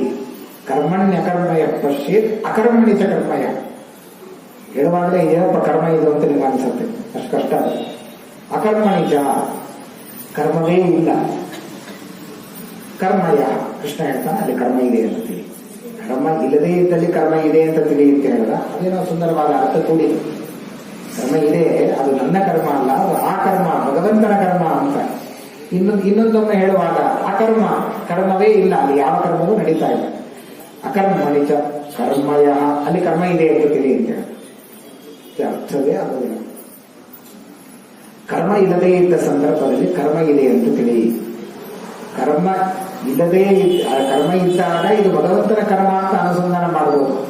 ಕರ್ಮವೇ ಇಲ್ಲ ಅಲ್ಲಿ ದೇವರ ಕರ್ಮ ಅಂತ ಹೇಗೆ ಮಾಡ್ಲಿಕ್ಕೆ ಬರುತ್ತೆ? ಬರೋದಿಲ್ಲ. ಅಕರ್ಮಣಿ ಅಂತ ಬೇರೆ ಹೇಳಿದ್ದಾನೆ, ಕರ್ಮ ಅಂತ ಮುಂದೆ ಶಬ್ದ ಬಳಸಿದ್ದಾನೆ. ಅದರಿಂದ ಕರ್ಮ ಇಲ್ಲದೇ ಇದ್ದಲ್ಲಿ ಕರ್ಮ ಇದೆ ಅಂತ ತಿಳಿ ಅಂತ ಹೇಳಿದ ಹಾಗೆ. ಹಾಗಾದ್ರೆ ಏನರ್ಥ ಮಾಡಬೇಕು? ಇದು ಸುಂದರವಾದ ವಿವರಣೆಯನ್ನ ರಾಯರ ಗ್ರಂಥಗಳನ್ನು ನೋಡಿದಾಗ ನಮಗೆ ಈ ಅಭಿಪ್ರಾಯ ಸಿಗತ್ತೆ. ಏನದು ಅಂತಂದ್ರೆ ನೋಡಿ, ಅಕರ್ಮಣಿ ಚ ಕರ್ಮಯ. ಅಕರ್ಮಣಿ ಅಂದ್ರೆ ನಮಗೆ ಇದು ಸಮನ್ವಯ ಮಾಡಿಕೊಳ್ಬೇಕು. ಕರ್ಮಣಿ ಅದನ್ನು ನಮಗೆ ಸಮನ್ವಯ ಮಾಡಿದ್ವಿ. ನಮ್ಮಲ್ಲಿ ಕರ್ಮ ನಡೆದಾಗ ನಾನು ಮಾಡಿದ್ದಲ್ಲ, ಅದು ಭಗವಂತ ನಡೆಸಿದ್ದು. ಕರ್ಮಣಿ ಚ ಕರ್ಮಣ್ಯ ಅಕರ್ಮಯ ಪಶ್ಯೆ. ಅಕರ್ಮಣಿ ಚ ಕರ್ಮವೇ ನಡೆದಿಲ್ಲ ನನ್ನಿಂದ, ಇದು ಭಗವಂತನಿಂದಾಗಿ ನಡೀತು ಅಂತ ಅನುಸಂಧಾನ ಮಾಡ್ಲಿಕ್ಕಾಗಲಿ. ಹೇಗಾಗತ್ತೆ? ಕರ್ಮ ಇದ್ದಿರ್ತಾನೆ ಅನುಸಂಧಾನ ಮಾಡ್ಲಿಕ್ಕಾಗತ್ತೆ. ಹಾಗಲ್ಲ. ಅದಕ್ಕೆ ಹೇಳ್ತಾರೆ ಅಕರ್ಮಣಿ ಚ ಕರ್ಮಯ. ಅಕರ್ಮಣಿ ಅಂದ್ರೆ ಕರ್ಮ ಇಲ್ಲದೇ ಇದ್ದ ಅವಸ್ಥೆಗಳು ನಮ್ಮ ಜೀವನದಲ್ಲಿ ಪರಮಾತ್ಮ ನಿತ್ಯ ನಮಗೆ ತಂದುಕೊಡ್ತಾನೆ. ಅಕರ್ಮಣಿ ಕರ್ಮವೇ ಇರೋದಿಲ್ಲ. ಯಾವುದದು? ಉದಾಹರಣೆ ನಿದ್ರಾವಸ್ಥೆ. ನಿದ್ರೆಯಲ್ಲಿ ಯಾವ ಕರ್ಮವೂ ಇಲ್ಲ. ಏನಾದ್ರೂ ಕರ್ಮ ಇದೆಯಾ? ಬದುಕಿದ್ದಾಗ ಮಾಡೋದೇ, ಎಚ್ಚರಿಕೆ ಇದ್ದಾಗಲೇ ನಾವು ಕರ್ಮ ಮಾಡೋದು ಕರೆಕ್ಟ್. ಬೈತಿರ್ತಾರೆ ನೀನು ಕರ್ಮ ಅಂತ, ಬಯಸ್ಕೊಳ್ಬೇಕು. ಹೀಗಿರುವಾಗ ನಿದ್ರೆಯಲ್ಲಿ ಕರ್ಮ ಮಾಡೋದು ಅನ್ನೋದು ದೂರತೋಪಾಸ್ತಿ. ಬೇಕಾದ್ರೆ ಕರ್ಮ ಮಾಡುವಾಗ ನಿದ್ರೆ ಮಾಡ್ತೀವಿ, ನಿದ್ರೆಯಲ್ಲೇ ಕರ್ಮ ಮಾಡೋದು. ಕೃಷ್ಣ ಹೇಳ್ತಾನೆ ಅಕರ್ಮಣಿ. ನೋಡು, ನಿನ್ನ ಜೀವನದಲ್ಲಿ ಕರ್ಮ ಮಾಡದೇ ಇದ್ದ ಸಂದರ್ಭಗಳು ಇದೆ. ಅದು ಯಾವುದು ಅಂದ್ರೆ ಅವಸ್ಥೆಗಳನ್ನ ಹೇಳ್ತಾರೆ. ಅಲ್ಲಿ ನಿದ್ರಾವಸ್ಥೆ. ರಾಯರು ತಮ್ಮ ಸರ್ವ ಸಮರ್ಪಣ ಗದ್ಯದಲ್ಲಿ ಇದನ್ನು ತಗೊಂಡಿದ್ದಾರೆ. ಈ ವಿಷಯವನ್ನು ತಗೊಂಡು ಚೆನ್ನಾಗಿ ಸಮರ್ಥನೆ ಮಾಡಿ 3 ಅವಸ್ಥೆಗಳು ಮತ್ತು ಅವಸ್ಥಾ ಪ್ರೇರಕನಾದವನು ಭಗವಂತ ಜಾಗ್ರತ ಅವಸ್ಥೆ ಮತ್ತು ಸ್ವಪ್ನಾವಸ್ಥೆ, ನಿದ್ರಾವಸ್ಥೆ, ಈ 3 ಅವಸ್ಥೆಗಳಲ್ಲಿ ಪ್ರೇರಕನಾದವನು ಯಾರು ಅನ್ನೋದನ್ನ ಆ ಸರ್ವಸಮರ್ಪಣ ಮಧ್ಯದಲ್ಲಿ ರಾಘವೇಂದ್ರ ಸ್ವಾಮಿಗಳು ಆ ಗ್ರಂಥದಲ್ಲಿ ಅದನ್ನು ಚೆನ್ನಾಗಿ ಸಮರ್ಥನೆ ಮಾಡಿಕೊಟ್ಟಿದ್ದಾರೆ. ಅದನ್ನು ಇಲ್ಲಿ ಇಟ್ಟುಕೊಂಡಾಗ ನಾವು ಚೆನ್ನಾಗಿ ಕೂಡಿಸಲಿಕ್ಕೆ ಸಮನ್ವಯ ಮಾಡಲಿಕ್ಕೆ ಬರ್ತಾ ಇದೆ. ಅದೇನು ಅಂದರೆ ಅಕರ್ಮಣಿಜ, ನಮ್ಮ ಜೀವನದಲ್ಲೂ ಕೂಡ ಕರ್ಮ ಇಲ್ಲದೆ ಇದ್ದ ಒಂದು ಅವಸ್ಥೆ ಇದೆ. ಅದು ಯಾವುದು? ನಿದ್ರಾವಸ್ಥೆ. ನಿದ್ರೆಯಲ್ಲಿ ಯಾವ ಇಂದ್ರಿಯಗಳು ಕೆಲಸ ಮಾಡೋದು? ಪಂಚ ಜ್ಞಾನೇಂದ್ರಿಯಗಳು ಉಪರತವಾಗಿರ್ತವೆ, ಪಂಚ ಕರ್ಮೇಂದ್ರಿಯಗಳು ಕೂಡ ಯಾವ ಕರ್ಮಗಳನ್ನು ಕೂಡ ಮಾಡೋದಿಲ್ಲ, ಮನಸ್ಸು ಕೂಡ ಉಪರತವಾಗಿರುತ್ತದೆ. ಹೀಗೆ 11 ಇಂದ್ರಿಯಗಳು ಕೂಡ ನಿದ್ರಾಕಾಲದಲ್ಲಿ ಯಾವ ಕೆಲಸವನ್ನು ಮಾಡೋದಿಲ್ಲ. ಹಾಗಾದ್ರೆ ಅಕರ್ಮಣಿಚ ಅಂದ್ರೆ ಅರ್ಥ ಏನು? ಯಾವ ಕರ್ಮವೂ ಇಲ್ಲದೇ ಇಲ್ಲ ಒಂದು ಅವಸ್ಥೆ, ಅಂದ್ರೆ ನಿದ್ರಾವಸ್ಥೆಯನ್ನು ಇಟ್ಟುಕೊಳ್ಳಿ. ಮೊದಲು ಹೇಳುವಾಗ ಕರ್ಮಣಿ ಅಂದ್ರೆ ನಮ್ಮಲ್ಲಿದ್ದ ಕರ್ಮಗಳು ಅಂತಾನೆ ಹೇಳಿದ್ದು. ಅದು ನಾನು ಮಾಡಿದ್ದಲ್ಲ, ಪರಮಾತ್ಮ ಮಾಡಿದ್ದು ಅಂತ ಅನುಸಂಧಾನ ಒಂದಾದ್ರೆ. ಇನ್ನೊಂದು ಅಕರ್ಮಣಿಚ ಆದರೆ ಕರ್ಮ ಇಲ್ಲದೇ ಇದ್ದ ಅವಸ್ಥೆಗಳು ನಮ್ಮಲ್ಲಿ ಇವೆ. ಅದು ಯಾವುದು ಅಂದ್ರೆ ನಿದ್ರಾವಸ್ಥೆ. ನಿದ್ರಾವಸ್ಥೆಯಲ್ಲಿ ಕರ್ಮಯ, ಅಲ್ಲೂ ಒಂದು ಕರ್ಮ ನಡೀತಾ ಇದೆ. ಯಾವ ಕರ್ಮಗಳು ಇಲ್ಲ, ಅಲ್ಲೂ ಒಂದು ಕರ್ಮ ಇದೆ. ಎಚ್ಚರಿಕೆಯಲ್ಲಿ ಎಚ್ಚರಿಕೆ ಇರೋದೇ ಅದರಿಂದ. ಯಾವುದದು ಕರ್ಮ? ಉಸಿರಾಟ. ನೋಡಿ, ಪಂಚ ಕರ್ಮೇಂದ್ರಿಯಗಳು ಕೆಲಸ ಮಾಡೋದಿಲ್ಲ, ಜ್ಞಾನೇಂದ್ರಿಯಗಳು ಕೆಲಸ ಮಾಡೋದಿಲ್ಲ. ಆದರೆ ನಿದ್ರಾ ಕಾಲದಲ್ಲಿ ಒಂದು ಉಸಿರಾಟ ಅನ್ನೋದು ಇದೆ. ಇದು ಯಾರಿಂದ ನಡೆದದ್ದು ಅಂತ ನೀವು ಆಲೋಚನೆ ಮಾಡಿ. ಏನೇ ಉಸಿರಾಟ ಮಾಡೋದಾಗಿದ್ದರೆ ನಿದ್ರಾ ಕಾಲದಲ್ಲಿ ನಿನಗೆ ಎಚ್ಚರಿಕೆ ಇರ್ತಿತ್ತು. ನಿನಗೆ ಎಚ್ಚರಿಕೆಯೇ ಇಲ್ಲ. ಯಾರು ಬಂದರು, ಯಾರು ಹೋದರು, ಏನಿದೆ ಏನಿಲ್ಲ, ಎಲ್ಲಿ ಮಲಗಿದ್ದೆ, ನಿದ್ರೆ ಬಂದ್ಮೇಲೆ ಎಲ್ಲಿ ಮಲಗಿದ್ದೇನೆ ಅಂತ ಅವ್ರಿಗೆ ಗೊತ್ತಾ? ಖಂಡಿತ ಗೊತ್ತಿಲ್ಲ. ಯಾವ ಎಚ್ಚರಿಕೆಯೂ ಇಲ್ಲದೆ, ಯಾವ ಒಂದು ಜ್ಞಾನವೂ ಇಲ್ಲದೆ ಇರತಕ್ಕಂತಹ, ಕರ್ಮ ಇಲ್ಲದೆ ಇರತಕ್ಕಂತಹ ಒಂದು ನಿದ್ರಾವಸ್ಥೆಯಲ್ಲಿ ಅಲ್ಲೂ ಕೂಡ ಒಂದು ಕರ್ಮ ಇದೆ. ಅಕರ್ಮಣಿ ಚ ಕರ್ಮಯ. ಅಕರ್ಮಣಿ ಕರ್ಮ ಇಲ್ಲದೆ ಇದ್ದ ನಿದ್ರಾದಿ ಅವಸ್ಥೆಗಳಲ್ಲೂ ಕರ್ಮಯ, ಅಲ್ಲೊಂದು ಕರ್ಮ, ಉಸಿರಾಟ ಅನ್ನೋ ಕರ್ಮ ನಡೀತಾ ಇದೆ, ಕ್ರಿಯೆ ನಡೀತಾ ಇದೆ. ಅದು ಒಂದು ಕರ್ಮವೇ. ಹಾಗಾದ್ರೆ ಇದು ಯಾರಿಂದ ನಡೀತದೆ? ನಿನ್ನಿಂದಲೇ ನಡೆದಲ್ಲ.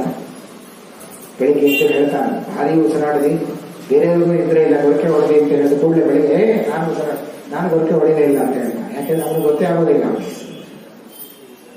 ಅವ್ರಿಗೆ ಏನ್ ಮಾಡ್ಬೇಕು? ರೆಕಾರ್ಡ್ ಮಾಡಿ ಹಾಕ್ಬೇಕು. ನೋಡು, ನೀನೇ ಉಸಿರಾಡಿದ್ದು. ಅದಕ್ಕೆ ಹೇಳ್ತಾರೆ, ನಂದೇ ಉಸಿರು ಅನ್ನಕ್ಕೆ ಏನು ಗ್ಯಾರಂಟಿ ಅಂತ ಕೇಳ್ತಾನೆ. ಬೇರೆಯವ್ರದ್ದು ಆಗಿರ್ಬೋದಲ್ಲ, ಇವರದೇ ಅಂತ ಏನು ಹೆಸರು ಹೇಳ್ತೀರ? ಕಷ್ಟ ಹೇಳ. ಅಂದ್ರೆ ಉಸಿರನ್ನ ಹಿಡಿದಿಡೋದು ಬಹಳ ಕಷ್ಟ. ಅಂತೂ ಕೂಡ ಒಟ್ಟಾರೆ ಈ ಕ್ರಿಯೆ ನಮ್ಮಿಂದ ನಡೆಯೋದಲ್ಲ. ವಾಸ್ತವಿಕವಾಗಿ ನಮ್ಮಿಂದ ನಡೆಯೋದಾಗಿದ್ರೆ ನೋಡಿ, ಎಚ್ಚರಿಕೆಯಲ್ಲೂ ಕೂಡ ಈ ಕ್ರಿಯೆ ನಡೆಯುತ್ತೆ, ಆದರೆ ಅದು ನಮ್ಮಿಂದ ನಡೆಯೋದಿಲ್ಲ ಅನ್ನೋದು ಚೆನ್ನಾಗಿ ನಿದ್ರೆಯಲ್ಲಿ ಮಾತ್ರ ಅಲ್ಲ, ಎಚ್ಚರಿಕೆಯಲ್ಲೂ ನಮಗೆ ಚೆನ್ನಾಗಿ ಅರ್ಥ ನೋಡಿ. ಎಲ್ಲಾ ಕ್ರಿಯೆಗಳು ನಡೆದಾಗ ನಮಗೆ ಆಯಾಸ ಅನ್ನೋದು ನಡೆಯುತ್ತೆ, ನಮ್ಮ ಶರೀರದಲ್ಲಿ ಆಯಾಸವಾಗುತ್ತೆ. ಆದ್ರೆ ತುಂಬಾ ಉಸಿರಾಡಿ ನನಗೆ ಆಯಾಸ ಆಯಿತು ಅಂತ ಯಾರು ಹೇಳುವುದಿಲ್ಲ ವೈದ್ಯರು. ನಡೆದು ಕಾಲು ನೋವು ಹೇಳ್ತಾರೆ, ನೋಡಿ ಕಣ್ಣು ನೋವು ಹೇಳ್ತಾರೆ, ಓದಿ ಕಣ್ಣು ಸಾಕಾಯಿತು ಅಂತ ಹೇಳ್ತಾರೆ, ಪರಿಶ್ರಮ ಆಯಿತು ಅಂತ ಹೇಳ್ತಾರೆ. ಕೇಳಿ ಸಾಕೋ ಇನ್ನೂ ಅರ್ಧ ಗಂಟೆ ಪ್ರವಚನ ಅಂತಂದ್ರೆ ಸಾಕೋ ಅಂತ ಹೇಳ್ತಾರೆ. ಹೀಗೆ ಕೇಳಿ ಶ್ರಮ ಆಯಿತು, ಓಡಾಡಿ ಶ್ರಮ ಆಯಿತು, ಊಟ ಮಾಡಿ ಶ್ರಮ ಆಯಿತು. ಆದ್ರೆ ಉಸಿರಾಡಿ ಶ್ರಮ ಆಯಿತು, ಸ್ವಲ್ಪ ಹೊತ್ತು ರೆಸ್ಟ್ ತಗೋತೀನಿ, ಉಸಿರಾಡೋದಿಲ್ಲ ಅಂತ ಬಿಟ್ರೆ ಏನು ಗತಿ? ಹೊರಗೆ ಹಾಕ್ಬಿಡ್ತಾರೆ ಅಷ್ಟೇ, ಮನೆಗೆ ಇಟ್ಕೊಳ್ಳೋದೇ ಇಲ್ಲ. ಅದಕ್ಕೆ ರೆಸ್ಟ್ ಅಂತಿಲ್ಲ. ಅದು ಆ ಕ್ರಿಯೆ ನಮ್ಮಿಂದ ನಡೆಯೋದು ಇಲ್ಲ. ಯಾಕೆಂದ್ರೆ ನಾವು ಮಾಡೋದೇ ಇಲ್ಲ, ಅದು ನಾವು ಮಾಡುವ ಕ್ರಿಯೆ ಅಲ್ಲ. ಅದು ಅನಾಯಾಸವಾಗಿ ವಾಯುದೇವರು ನಮ್ಮೊಳಗೆ ಕುಳಿತು ಆ ಕ್ರಿಯೆಯನ್ನು ನಡೆಸ್ತಾರೆ. ಶ್ರೀಪಾದರಾಜರು ಅದನ್ನು ಉದಾಹರಣೆ ಮಾಡ್ತಾರೆ ಮಧ್ಯನಾಮದಲ್ಲಿ. ಕರ್ಣಾಭಿಮಾನಿಸುರರು ದೇಹವ ಬಿಡಲು ಕುರುಡ ಕಿವುಡ ಮೂಕನೆಂದೆನಿಸುವ ಪರಮ ಮುಖ್ಯ ಪ್ರಾಣ ತೊಲಗಲ ದೇಹವನ್ನು ಅರಿತು ಪೆಣನೆಂದು ಕೇಳುವರು ಬುಧ ಜನರು. ಮಲಗಿದ್ದಾಗ, ರಾತ್ರಿ ನಿದ್ರಾವಸ್ಥೆಯಲ್ಲಿ ಕರ್ಮ ಇಲ್ಲದೆ ಇದ್ದಾಗ ನಾನು ಉಸಿರಾಡಲಿಲ್ಲ, ಎಚ್ಚರಿಕೆ ಇದ್ದಾಗ ನಾನು ಉಸಿರಾಡ್ತೀನಿ ಅಂತ ನೀನು ಹೇಳೋದಾದ್ರೆ ಎಷ್ಟು ಉಸಿರಾಡಿದಿ ಅಂತ ಲೆಕ್ಕ ಹೇಳಿ ನೋಡೋಣ. ನಿನ್ನಿಂದ ಸಾಧ್ಯವಿಲ್ಲ. ಅಥವಾ ಉಸಿರಾಡ್ಲಿಕ್ಕೋಸ್ಕರ ಕೂತ್ಕೊಂಡು ಒಂದು ಕೆಲಸ, ಕೂತ್ಕೊಂಡು ಊಟ ಮಾಡ್ತಾನೆ, ಅದೇ ಕೂತ್ಕೊಂಡು ಉಸಿರಾಡ್ತೀನಿ, ನಾವು ಓಡಾಡ್ತಾ ಆಗಲ್ಲ ಅಂತ ಕೂತ್ಕೊಂಡೇ ಉಸಿರಾಡಿ ಓಡಾಡ್ತಾ ಬಿಡ್ತಾನೆ? ಸಾಧ್ಯವೇ ಇಲ್ಲ. ಓಡಾಡುವಾಗಲೂ ಉಸಿರಾಡಬೇಕು, ಕೂತಾಗಲೂ ಉಸಿರಾಡಬೇಕು, ಓದುವಾಗಲೂ ಉಸಿರಾಡಬೇಕು, ಊಟ ಮಾಡುವಾಗಲೂ ಉಸಿರಾಡಬೇಕು. ಎಲ್ಲಾ ಕಾಲದಲ್ಲೂ ಒಂದು ಕ್ರಿಯೆ, ನಿದ್ರಾ ಕಾಲದಲ್ಲೂ ಉಸಿರಾಡಬೇಕು. ಹಾಗಾದ್ರೆ ಈ ಕ್ರಿಯೆ ಅದು ಯಾರಿಂದ ನಡೆಯಿತು ಅಂತ ಪ್ರಶ್ನೆ ಬಂದಾಗ ಕೃಷ್ಣ ಸುಂದರವಾದ ಉತ್ತರ ಕೊಡ್ತಾನೆ. ಅಕರ್ಮಣಿಚ, ನೋಡು, ನೀನು ಮಾಡದೇ ಇದ್ದ ಕರ್ಮವೂ ನಿನ್ನಲ್ಲಿ ಉಂಟು, ಆ ಕರ್ಮವನ್ನೂ ನಾನು ಮಾಡಿಸ್ತೀನಿ. ನೀನು ಮಾಡಿದ್ದು ಅಂತ ಏನು ನಿನ್ನ ಅನುಭವಕ್ಕೆ ಬರುತ್ತೆ, ಅದು ಕೂಡ ನೀನು ಮಾಡಿದ್ದಲ್ಲ. ಕರ್ಮಣ್ಯ ಕರ್ಮ ಪಶ್ಯ, ಆ ಕರ್ಮ ಅದು ಕೂಡ ನನ್ನದೇ ಕರ್ಮ. ಎಚ್ಚರಿಕೆ ಇದ್ದಾಗ ಮಾಡಿದ ಕರ್ಮವೂ ನನ್ನದು. ನಿದ್ರಾ ಕಾಲದಲ್ಲಿ ಯಾವ ಕರ್ಮವೂ ಮಾಡಿಲ್ಲ, ಆದರೂ ಒಂದು ಕರ್ಮ ನಡೀತಾ ಇದೆ, ಅದು ಸುಮ್ಮನೆ ಅದೇ ಆಯಿತು ಕರ್ಮ ಅಂತ ತಿಳಿಯೋದು ಬೇಡ. ಕರ್ಮ ಅದು ಭಗವಂತನೇ ಕರ್ಮ ನಡೆಸಿದ್ದು ಅಂತ ಈ ಕರ್ಮ ಸಿದ್ಧಾಂತದ ರಹಸ್ಯವನ್ನ ಕೃಷ್ಣ ಪರಮಾತ್ಮ ಆ ಶ್ಲೋಕದಲ್ಲಿ ನಮಗೆ ಬೆಳೆಸಿದ್ದಾನೆ. ಸುಂದರವಾದ ಸುಭಾಷಿತ, ಅದು ಪುಟ ಶ್ಲೋಕ. ಇದರ ಅರ್ಥವನ್ನು ಬಿಡಿಸಿದ ವ್ಯಾಖ್ಯಾನಕಾರರು ಯಾರೂ ಇಲ್ಲ. ರಾಯರು ತಮ್ಮ ಗ್ರಂಥದಲ್ಲಿ ಎಲ್ಲ ವಿಷಯಗಳನ್ನು ತಗೊಂಡು ಸುಲಭವಾಗಿ ಬೆಳೆಸ್ತಾರೆ. ಇದರ ಒಳಗೆ ಇನ್ನೊಂದು ಮರ್ಮ ಇದೆ, ಇನ್ನೊಂದು ಸಿದ್ಧಾಂತ ಇದೆ. ಅದನ್ನು ರಾಯರು ಚೆನ್ನಾಗಿ ಬಿಡಿಸಿಕೊಟ್ಟಿದ್ದಾರೆ. ಆಚಾರ್ಯರ ಸಿದ್ಧಾಂತ ಇದರೊಳಗೆ ಅಡಗಿದೆ ಅನ್ನೋದನ್ನು ರಾಯರು ತೋರಿಸಿದ್ದಾರೆ. ಏನು ಆಚಾರ್ಯರ ಸಿದ್ಧಾಂತ? ಕರ್ಮ ಸಿದ್ಧಾಂತವನ್ನ ಕೃಷ್ಣ ಪರಮಾತ್ಮ ಕರ್ಮ ಯೋಗವನ್ನು ಹೇಳಿದ, ಅದರ ಜೊತೆಗೆ ಜ್ಞಾನ ಯೋಗವನ್ನು ಹೇಳಿದ್ದಾನೆ ಪರಮಾತ್ಮ. ಇದೆಯಲ್ಲಿ ಎರಡರ ಸಮನ್ವಯ, ಕರ್ಮಜ್ಞಾನಗಳ ಯೋಗ ಅಂದ್ರೆ ಕರ್ಮಜ್ಞಾನಗಳ ಸಮನ್ವಯ ಸಿದ್ಧಾಂತ, ಅದು ಭಗವಂತನ ಸಿದ್ಧಾಂತ. ಅದನ್ನು ಆಚಾರ್ಯರು ಕರ್ಮಜ್ಞಾನಗಳ ಸಮನ್ವಯವನ್ನು ಮಾಡಿದ ಆಚಾರ್ಯರು ಶ್ರೀಮದ್ ಆಚಾರ್ಯರು. ಅದರಿಂದಲೇ ಶ್ರೀಮದ್ ಆಚಾರ್ಯರು ಸದಾಚಾರ ಮೊದಲಾದ ಗ್ರಂಥಗಳನ್ನು ರಚನೆ ಮಾಡಿ ಕರ್ಮ ಹೇಗೆ ಮಾಡಬೇಕು, ಬೆಳಗ್ಗೆಯಿಂದ ರಾತ್ರಿಯ ತನಕ ಮಾಡುವ ಕರ್ಮಗಳೇನು ಅನ್ನೋದನ್ನು ಆಚಾರ್ಯ ಪ್ರತಿಪಾದನೆ ಮಾಡಿದರು. ತತ್ವಜ್ಞಾನಕ್ಕೋಸ್ಕರ ಬ್ರಹ್ಮಸೂತ್ರ ಮೊದಲಾದ ಗ್ರಂಥಗಳ ಬಗ್ಗೆ ವಿವರಣೆ ಕೊಟ್ಟು ಬ್ರಹ್ಮಸೂತ್ರ ಭಾಷ್ಯ ಮೊದಲಾದ ಗ್ರಂಥಗಳನ್ನು ಆಚಾರ್ಯ ರಚನೆ ಮಾಡಿದರು. ಹೀಗೆ ಕರ್ಮಜ್ಞಾನಗಳ ಸಮನ್ವಯ ಸಿದ್ಧಾಂತವನ್ನು ಆಚಾರ್ಯ. ಇದು ಮೂಲ ಇದಕ್ಕೆ ಯಾವುದು ಅಂದರೆ ಭಾಗವತ ಮೂಲ, ವೇದವ್ಯಾಸ ದೇವರ ಮಾತು. ಭಾಗವತದಲ್ಲಿ ಒಂದು ಮಾತಿದೆ, ಕರ್ಮಯೋಗಿಗಳು ಜ್ಞಾನಯೋಗಿಗಳು ಎಂಬುದಾಗಿ ವಿಭಾಗ ಮಾಡಿದ್ದಾರೆ. ವಿಭಾಗ ಮಾಡುವಾಗ ಪ್ರಶ್ನೆ ಮಾಡಿಕೊಳ್ತಾರೆ, ಕರ್ಮಜ್ಞಾನಿಗಳು ಮುಕ್ತಿಯನ್ನು ಪಡೀತಾರೆ, ಜ್ಞಾನಯೋಗಿಗಳು ಕೂಡ ಮುಕ್ತಿಯನ್ನು ಪಡಿತಾರೆ. ಕರ್ಮಯೋಗಿಗಳು ಯಾರು, ಜ್ಞಾನಯೋಗಿಗಳು ಯಾರು? ಅದನ್ನು ವಿಭಾಗ ಮಾಡುವ ಸಂದರ್ಭದಲ್ಲಿ ಹೇಳ್ತಾರೆ, ಕರ್ಮಯೋಗಿಗಳು ಜನಕಾದಿಗಳು ಕೂಡ ಮುಕ್ತಿಯನ್ನು ಹೊಂದ ದಾಖಲೆ ಇದೆ ಶಾಸ್ತ್ರಗಳಲ್ಲಿ. ಅದರಿಂದ ಕರ್ಮ ಸಿದ್ಧಾಂತದಿಂದಲೂ ಕೂಡ ನಾವು ಕರ್ಮದಿಂದಲೂ ಮುಕ್ತಿಯನ್ನು ಹೊಂದಬಹುದು. ಜ್ಞಾನಯೋಗಿಗಳು ಯಾರಂದ್ರೆ ಶುಕಾದಿಗಳು.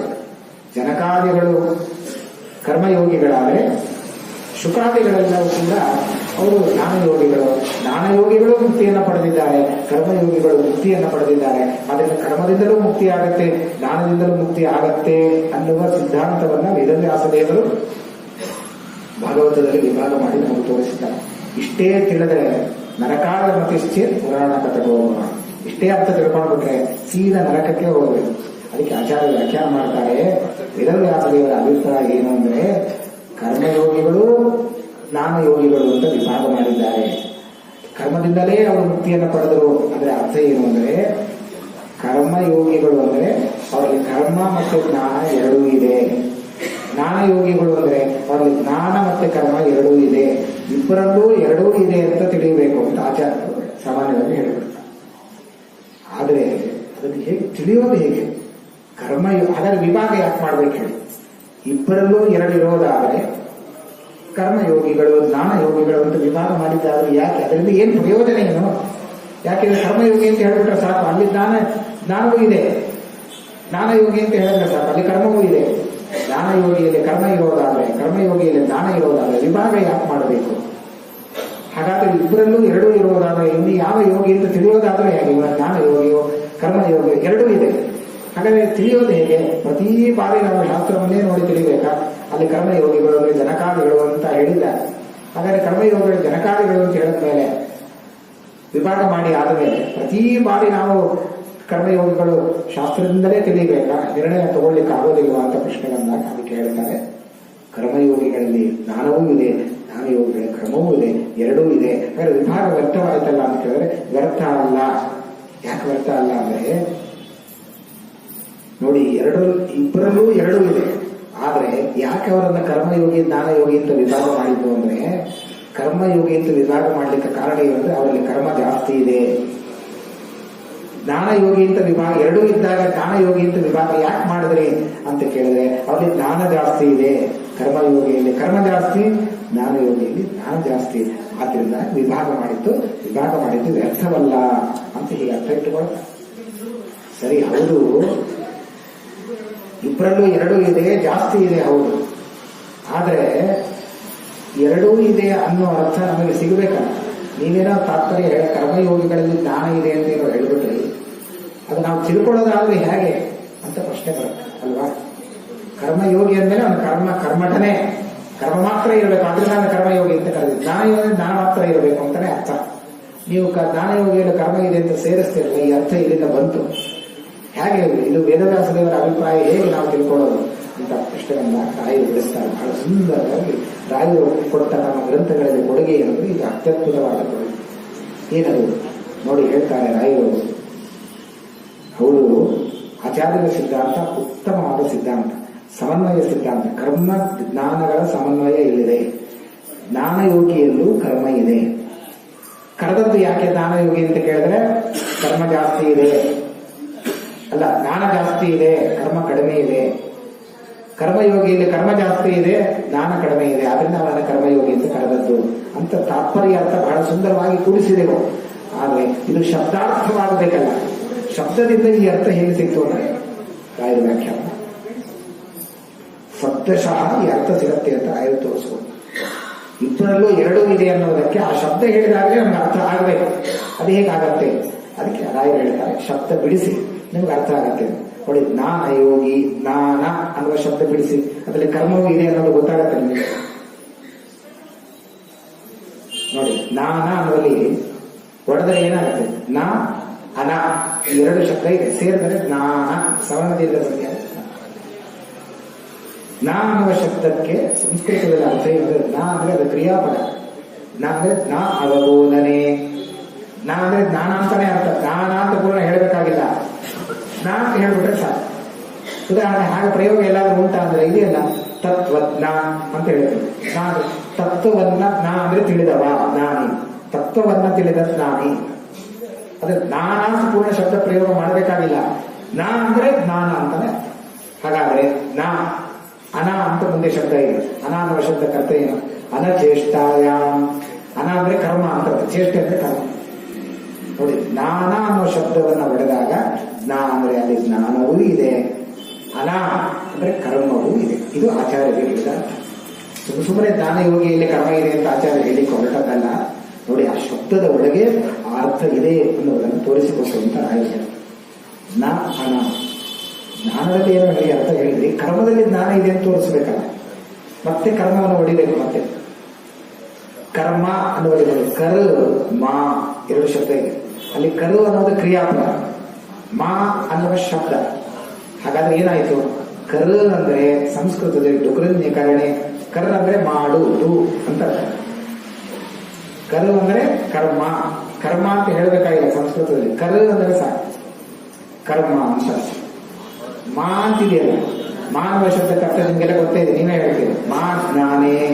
ಮಾ ಅಂದ್ರೆ ಜ್ಞಾನ. ನೋಡಿ, ಕರ್ಮದಲ್ಲೂ ಜ್ಞಾನ ಬಂತು. ಕರ್ಮ ಅನ್ನುವಲ್ಲೂ ಕೂಡ ಕರ್ಮದ ಜೊತೆಗೆ ಮಾ ಅಂದ್ರೆ ಜ್ಞಾನ ಇದೆ.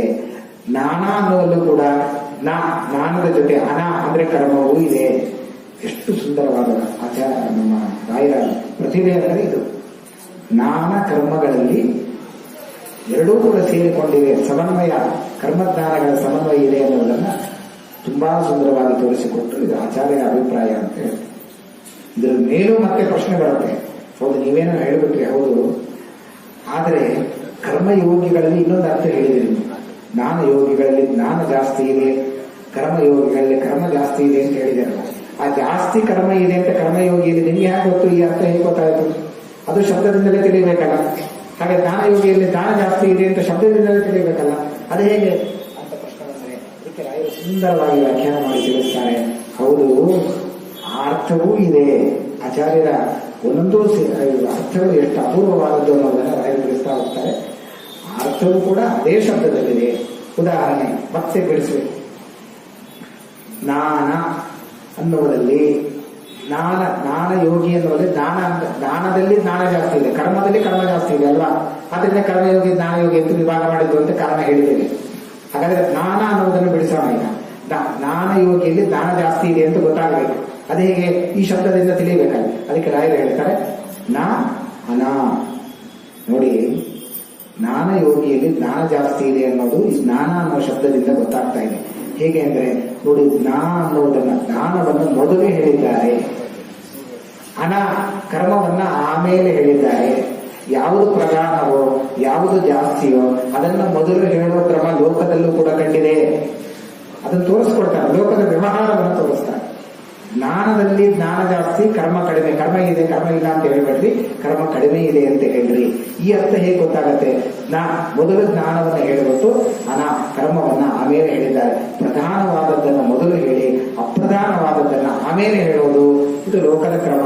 ಆದ್ರಿಂದ ಜ್ಞಾನ ಯೋಗಿಯಲ್ಲೂ ಕೂಡ ಕರ್ಮ ಇದೆ ಎಂದು ತಿಳಿಯಿರಿ. ಕರ್ಮ ಸ್ವಲ್ಪ ಇದೆ, ಮೊದಲು ಜ್ಞಾನ ಹೇಳಿದ್ರಿಂದಾಗಿ ಕರ್ಮ ಆಮೇಲೆ ಹೇಳಿದ್ರಿಂದಾಗಿ ಜ್ಞಾನ ಜಾಸ್ತಿ ಇದೆ. ಅದನ್ನು ಜ್ಞಾನ ಯೋಗಿ ಅಂತ ವಿಭಾಗ ಮಾಡಲಿಕ್ಕೆ ಏನು ತೊಂದರೆ ಇಲ್ಲ. ವೇದವ್ಯಾಸ ದೇವರು ವಿಭಾಗ ಮಾಡಿಸಿ ಸರಿ ಇದೆ ಅನ್ನೋದನ್ನ ಭಾಗವತದಲ್ಲಿ ಬಂದ ಪ್ರಶ್ನೆಗೆ ಉತ್ತರವನ್ನ ನೀಡಿದ್ದಾರೆ. ಅಲ್ಲ, ನೀವು ಹಾಗೆ ತಿರ್ಗ ಕರ್ಮದಲ್ಲಿ ಕರ್ಮ ಪ್ರಧಾನ, ಜ್ಞಾನ ಕಡಿಮೆ ಇದೆ ಅನ್ನೋ ಅರ್ಥ ಸಿಗ್ಬೇಕಲ್ಲ, ಕರ್ಮ ಜಾಸ್ತಿ ಇದೆ ಅಂತ ಹೇಳ್ಬೇಕು. ಅದೇ ಗೊತ್ತಾಗುತ್ತೆ ನೋಡಿ. ಅಲ್ಲಿ ಕರ್ಮವನ್ನು ಮೊದಲು ಹೇಳಿದ್ದಾರೆ, ಅಂದ್ರೆ ಕರ್ಮ ಮೊದಲು ಹೇಳಿ ಜ್ಞಾನವನ್ನ ಆಮೇಲೆ ಹೇಳಿದ್ದಾರೆ. ಪ್ರಧಾನವಾದ ಕರ್ಮವನ್ನು ಮೊದಲು ಹೇಳಿ ಅಪ್ರಧಾನವಾದ ಜ್ಞಾನವನ್ನ ಆಮೇಲೆ ಹೇಳಿದ್ರಿಂದಾಗಿ ಕರ್ಮಯೋಗಗಳಿದೆ. ಕರ್ಮ ಜಾಸ್ತಿ ಯಾಕೆ ಮೊದಲು ಮೊದಲು ಕರ್ಮವನ್ನು ಹೇಳಬೇಕು. ಅಂದ್ರೆ ಜ್ಞಾನವನ್ನ ಆಮೇಲೆ ಹೇಳಿದ್ದಾರೆ. ಆದ್ದರಿಂದಾಗಿ ಅಪ್ರಧಾನವಾದ ಜ್ಞಾನವನ್ನ ಆಮೇಲೆ ಹೇಳಿದ್ರಿಂದಾಗಿ ಜ್ಞಾನಿಗಳಲ್ಲಿ ಕರ್ಮವೇ ಜಾಸ್ತಿ ಇದೆ ಅಂತ, ಕರ್ಮಯೋಗಿಗಳಲ್ಲಿ ಕರ್ಮವೇ ಜಾಸ್ತಿ ಇದೆ ಅಂತ ತಿಳಿಯಬೇಕು. ಜ್ಞಾನ ಕಡಿಮೆ ಯಾಕೆಂದ್ರೆ ಆಮೇಲೆ ಹೇಳಿದ್ರಿಂದಾಗಿ. ಏನೋ ತುಂಬಾ ಚೆನ್ನಾಗಿ ಹೇಳಿದ್ರೆ, ಹೌದು ಈ ಪ್ರಯೋಗ ಲೋಕದಲ್ಲಿ ಏನಾದ್ರೂ ಕಂಡಿದೆಯಾ, ನಮಗೆ ಅನುಭವಕ್ಕೆ ಬರಬೇಕಲ್ಲ ಅಂತ ಕೇಳಿದ್ರೆ ಇಲ್ಲ, ಈ ಪ್ರಯೋಗ ಇದೆ ಅಂತ ತೋರಿಸ್ಕೊಡ್ತಾರೆ. ಹೇಗೆ ಅಂತಂದ್ರೆ ನೋಡಿ, ಯಾವುದು ಜಾಸ್ತಿ ಇದೆಯೋ ಅದನ್ನು ಮೊದಲು ಹೇಳೋದು, ಯಾವುದು ಕಡಿಮೆ ಇದೆಯೋ ಅದನ್ನು ಆಮೇಲೆ ಹೇಳೋದು ಪದ್ಧತಿ ಲೋಕದಲ್ಲಿ ಕೂಡ ಈ ಶಬ್ದ ಪ್ರಯೋಗ ಲೋಕದಲ್ಲಿದೆ. ಉದಾಹರಣೆ ಕೊಡುವುದಾದ್ರೆ ನೀವೆಲ್ಲ ಕೇಳಿದ್ದೀರಿ, ಬಹಳ ಪ್ರಸಿದ್ಧವಾದ ಉದಾಹರಣೆ ಅದು. ವೈಶಾಖ ಮಾಸದಲ್ಲಿ ಮಜ್ಜಿಗೆ ದಾನವನ್ನು ಕೊಡೋದಿದೆ, ಬಹಳ ವಿಶೇಷ. ಅಲ್ಲಿ ಹೇಳುವಾಗ ಯಾರೋ ಮಜ್ಜಿಗೆ ನೀರು ಮಜ್ಜಿಗೆ ಅಂತಾನೆ ಪ್ರಯೋಗ ಮಾಡಿ, ನೀರು ಮಜ್ಜಿಗೆ ಅಂತ ಹೇಳ್ತಾನೆ. ಅಲ್ಲಿ ನೀರು ಮಜ್ಜಿಗೆ ಅಂತ ಹೇಳಿದ್ರೆ ಹೇಗೆ, ಮಜ್ಜಿಗೆ ನೀರು ಅಂತ ಹೇಳ್ಬೋದಲ್ಲ, ಯಾರು ಹೇಳೋಲ್ಲ. ಯಾರಾದ್ರೂ ಹೇಳ್ತಾರೆ ವೈಶಾಖ ಮಾಸದಲ್ಲಿ ನೀರು ಮಜ್ಜಿಗೆ ದಾನ ಕೊಡಿ ಅಂತ ಹೇಳ್ತಾರಂತೆ, ಮಜ್ಜಿಗೆ ನೀರು ದಾನ ಕೊಡಿ ಅಂತ ಹೇಳೋದಿಲ್ಲ. ಮಜ್ಜಿಗೆ ನೀರು ಅಂತ ಹೇಳ್ಬಿಟ್ರೆ ಮಜ್ಜಿಗೆ ಜೊತೆ ಬೇರೆ ನೀರು ಕೊಡಿ ಅಂತ ಅರ್ಥ ಆಗುತ್ತೆ. ನೀರು ಮಜ್ಜಿಗೆ ಅಂದ್ಬಿಟ್ರೆ ನೀರಾದ ಮಜ್ಜಿಗೆ ಅಂದ್ರೆ ಮಜ್ಜಿಗೆಯಲ್ಲೇ ನೀರು ಸೇರಿಸಿ ಕೊಡಿ ಅಂತ. ಇಷ್ಟ ಅರ್ಥ ಶಬ್ದ ಪ್ರಯೋಗ ಮಾಡುವಾಗ ವ್ಯತ್ಯಾಸಗಳನ್ನು ನಾವು ಕಾಣ್ತವೆ. ಆದ್ರಿಂದ ನೀರು ಮಜ್ಜಿಗೆ ಅಂತ ಶಬ್ದ ಪ್ರಯೋಗ ಮಾಡ್ತಾರೆ. ಯಾಕೆ ಹೇಳಿ ನೋಡೋಣ. ನೀರು ಅಂತ ಮೊದಲು ಹೇಳಿದ್ರು, ಮಜ್ಜಿಗೆ ಅಂತ ಆಮೇಲೆ ಹೇಳಿದ್ರು. ಮಜ್ಜಿಗೆ ನೀರು ಅಂತ ಯಾರು ಹೇಳೋದಿಲ್ಲ. ಯಾಕೆ ಹೇಳಿದ್ರು ಅಂದ್ರೆ ಅಲ್ಲಿ ಮಜ್ಜಿಗೆ ಅಂಶಕ್ಕಿಂತ ನೀರೇ ಜಾಸ್ತಿ. 1 ಲೀಟರ್ ಮೊಸರಿಗೆ 5 ಲೀಟರ್ 10 ಲೀಟರ್ ನೀರು ಹಾಕಿ ಅದನ್ನು ಸಂಸ್ಕಾರ ಮಾಡಿ ಆ ಮಜ್ಜಿಗೆ ಚಂದ ಮಾಡಿ ಕೊಡ್ತಾರೆ. ಹಾಗಾದ್ರೆ ಅಲ್ಲಿ ಮಜ್ಜಿಗೆ ನೀರು ಅಂತ ಯಾರು ಶಬ್ದ ಪ್ರಯೋಗ ಮಾಡಿದ್ರೆ, ಯಾಕಂದ್ರೆ ಮಜ್ಜಿಗೆ ಅಂಶ ಬಹಳ ಕಡಿಮೆ ಇದೆ, ನೀರಿನ ಅಂಶ ಜಾಸ್ತಿ. ಆದ್ರಿಂದ ನೀರು ಮಜ್ಜಿಗೆ ಅಂತ ಶಬ್ದ ಪ್ರಯೋಗ. ಯಾಕೆ ಅಂದ್ರೆ ನೀರಿನ ಅಂಶ ಜಾಸ್ತಿ ಇದ್ದದ್ರಿಂದ, ಪ್ರಧಾನವಾಗಿ ನೀರಿದ್ದದ್ರಿಂದ, ಅಪ್ರಧಾನವಾಗಿ ಕಡಿಮೆ ಮಜ್ಜಿಗೆ ಇದ್ದದ್ರಿಂದಾಗಿ, ಮೊಸರು ಇದ್ದದ್ರಿಂದಾಗಿ ನೀರು ಮಜ್ಜಿಗೆ ಅಂತ ಲೋಕದಲ್ಲಿ ಹೇಳ್ತೀರೋ ಇಲ್ವೋ? ರಾಯರು ಕೇಳ್ತಾರೆ, ಮಜ್ಜಿಗೆ ನೀರು ಅಂತ ನೀವು ಹೇಳ್ತೀರೇನು? ಹೇಳೋದಿಲ್ಲ. ಆದ್ರಿಂದಾಗಿ ಪ್ರಧಾನವಾದದ್ದನ್ನು ಮೊದಲು ಹೇಳಿ ಕಡಿಮೆ ಇದ್ದದ್ದನ್ನು ಅಪ್ರಧಾನವನ್ನಾಗ ಮಾಡಿ ಆಮೇಲೆ ಹೇಳೋದು ಲೋಕದಲ್ಲೇ ಕಂಡಿದೆಯಲ್ಲ, ಈ ಉದಾಹರಣೆಯನ್ನು ಕೊಡ್ತಾರೆ. ಆದ್ರಿಂದಾಗಿ ಈ ಕರ್ಮ ಸಿದ್ಧಾಂತದ ಸಮನ್ವಯವನ್ನ ಆಚಾರ್ಯರು ಎಷ್ಟು ಸುಂದರವಾಗಿ ಜೋಡಿಸಿದ್ದಾರೆ. ಕೃಷ್ಣನ ಕರ್ಮ ಸಿದ್ಧಾಂತವನ್ನು ಹೇಗೆ ವ್ಯಾಖ್ಯಾನ ಮಾಡಿದ್ದಾರೆ. ಆಚಾರ್ಯರ ಅಭಿಪ್ರಾಯ ಇದು ಅಂತ ರಾಯರು ತಮ್ಮ ಗ್ರಂಥಗಳಲ್ಲಿ ಎಷ್ಟು ಸುಂದರವಾಗಿ ಅದನ್ನು ತೋರಿಸಿಕೊಟ್ಟಿದ್ದಾರೆ. ಹೀಗೆ ಅನೇಕ ಗ್ರಂಥಗಳು, ಒಂದಲ್ಲ ಎರಡಲ್ಲ.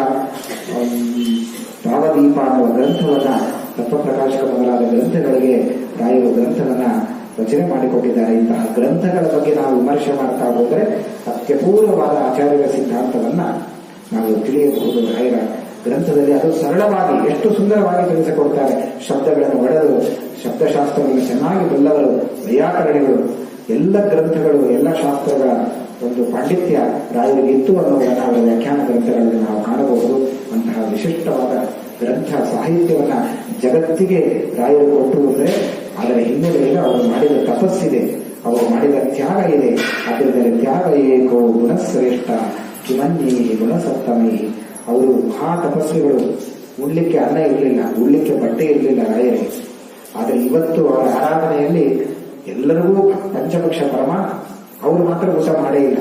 ನಮ್ಮಂತೆ ಅವರು ಪಂಚಪಕ್ಷವನ್ನು ಅವತ್ತು ಮಾಡಿಕೊಂಡು ಊಟ ಮಾಡಿಬಿಟ್ಟಿದ್ರೆ ನಮಗೆ ಯಾರಿಗೂ ಖಂಡಿತ ಸಿಗ್ತಾ ಇರಲಿಲ್ಲ. ರಾಯರಿಗೆ ಗೊತ್ತಿತ್ತು, ನಾನು ತ್ಯಾಗ ಮಾಡಬೇಕು, ಅದನ್ನು ಜಗತ್ತಿಗೆ ಸಮಾಜಕ್ಕೆ ಕೊಡಬೇಕು ಅಂತ. ತಾವು ಬಿಟ್ಟದ್ದನ್ನ ಇನ್ನೊಬ್ಬರಿಗೆ ಸಿಗುವ ಹಾಗೆ ಮಾಡಿದ ಮಹಾನುಭಾವರು, ದೊಡ್ಡ ತ್ಯಾಗಿಗಳು. ಅದರಿಂದಲೇ ಅಪ್ಪಣ್ಣಾಚಾರ್ಯ ಹೇಳುವಾಗ ಪೂಜ್ಯಾಯ ರಾಘವೇಂದ್ರಾಯ, ಪೂಜ್ಯ ಸ್ಥಾನವನ್ನು ನೀವು ಯಾಕೆ ಪಡೆದಿದ್ದೇನೆ ಅಂದರೆ ನಿಮ್ಮ ದೊಡ್ಡ ತ್ಯಾಗ. ಶೈವ ಲೋಕೇ ವಿರಕ್ತಿ ಅಂತ ಹೇಳಿದ ಹಾಗೆ ನಿಮ್ಮ ವಿರಕ್ತಿ, ನಿಮ್ಮ ತ್ಯಾಗ, ನಿಮ್ಮ ಸದ್ಗುಣಗಳಿಂದಾಗಿ ಇವತ್ತು ಇಂತಹ ಅಪೂರ್ವವಾದ ಗ್ರಂಥಗಳು ನಮಗೆ ಸಿಕ್ಕಿವೆ. ಅಂತಹ ಗ್ರಂಥಗಳ ಬಗ್ಗೆ ನಮಗೆ ಎಚ್ಚರಿಕೆ ಇರಬೇಕು. ರಾಯರು ಕೊಟ್ಟ ಗ್ರಂಥಗಳ ಬಗ್ಗೆ, ಆ ಗ್ರಂಥದ ಬಗ್ಗೆ ನಾವು ಏನೂ ವಿಚಾರವೇ ಮಾಡಬೇಕು. ರಾಯರನ್ನ ವೈಭವೀಕರಣ ಮಾಡ್ತೇವೆ, ಆದರೆ ಆದರೆ ರಾಯರ ಗ್ರಂಥಗಳ ಬಗ್ಗೆ ನಾವು ವಿಮರ್ಶೆ ಮಾಡೋದಿಲ್ಲ. ಆದರೆ ಇಲ್ಲಿ ಗುರುರಾಜ ಸೇವಾ ಸಮಿತಿಯವರು ಮಾಡಿದ ದೊಡ್ಡ ಕೆಲಸ ಏನು ಅಂತಂದ್ರೆ, ಪ್ರತಿ ರಾಯರ ಆರಾಧನೆಗೆ ಒಂದು ಅಪೂರ್ವ ರಾಯರ ಗ್ರಂಥಗಳನ್ನ ಮುದ್ರಣಗೊಳಿಸಿ ಆ ಗ್ರಂಥಗಳನ್ನ ಸಮಾಜಕ್ಕೆ ಮುಟ್ಟುವ ಹಾಗೆ ಮಾಡ್ತಾರೆ. ಅಂದ್ರೆ ಇದು ರಾಯರ ಸೇವೆ ಪೂರ್ಣ ಖಂಡಿತವಾಗಿ ಅವರು ಮುಟ್ಟಿದೆ ಅನ್ನೋದನ್ನ ಇದು ಸೂಚಿತವಾಗಿ ನಮಗೆ ಕಾಣ್ತಾ ಇದೆ. ಇಂತಹ ಆ ಗ್ರಂಥಗಳು ಪ್ರಕಟಿತವಾಗಿ ನಮ್ಮೆಲ್ಲರಿಗೂ ಕೂಡ ಶ್ರೋತ್ರಿಯರಿಗೆ ಆ ಗ್ರಂಥಗಳು ಸಿಗಬೇಕು. ಆ ಗ್ರಂಥಗಳ ಚಿಂತನ ನಂತರ ನಮ್ಮ ಜೀವನದಲ್ಲಿ ನಡೆಯಲಿ, ರಾಯರು ಹಾಗೆ ಮಾಡಿಸಲಿ ಅಂತ ಈ ಅವರ ವರ್ಧಂತಿಯ ಉತ್ಸವದಲ್ಲಿ ನಾವೆಲ್ಲ ಪ್ರಾರ್ಥನೆ ಮಾಡೋಣ. ಅವರ ಗ್ರಂಥಗಳ ಅರ್ಥ ನಮಗೆ ತಿಳಿಯುವ ಹಾಗಾಗಲಿ, ನಿರಂತರ ಗ್ರಂಥಗಳ ಅಧ್ಯಯನದ ಒಂದು ತಪಸ್ಸು ನಮ್ಮ ಜೀವನದಲ್ಲಿ ನಡೆಯುವ ಹಾಗಾಗಲಿ ರಾಯರು ಹಾಗೆ ಮಾಡಿಸಲಿ ಅಂತ ಈ ಸಂದರ್ಭದಲ್ಲಿ ಹೇಳ್ತಾ ಎರಡು ಮಾತುಗಳನ್ನ ರಾಯರ ಅಂತರ್ಗತನಾದ ಮುಖ್ಯ ಪ್ರಾಣನ ಅಂತರ್ಗತನಾದ ಭಗವಂತನಿಗೆ ಅರ್ಪಣೆ ಮಾಡೋಣ. ಶ್ರೀಕೃಷ್ಣಾರ್ಪಣ ಸರ್ವದೋಷ ವಿವರ್ಜಿತ ಪ್ರಿಯತಾಂ ಪ್ರೀತೈವಾಲಂ ವಿಷ್ಣುರ್ಮೇ ಪರಮಸ್ತು ಕೃಷ್ಣಾರ್ಪಣಮಸ್ತು ಮಧ್ವೇಶಾರ್ಪಣಮಸ್ತು.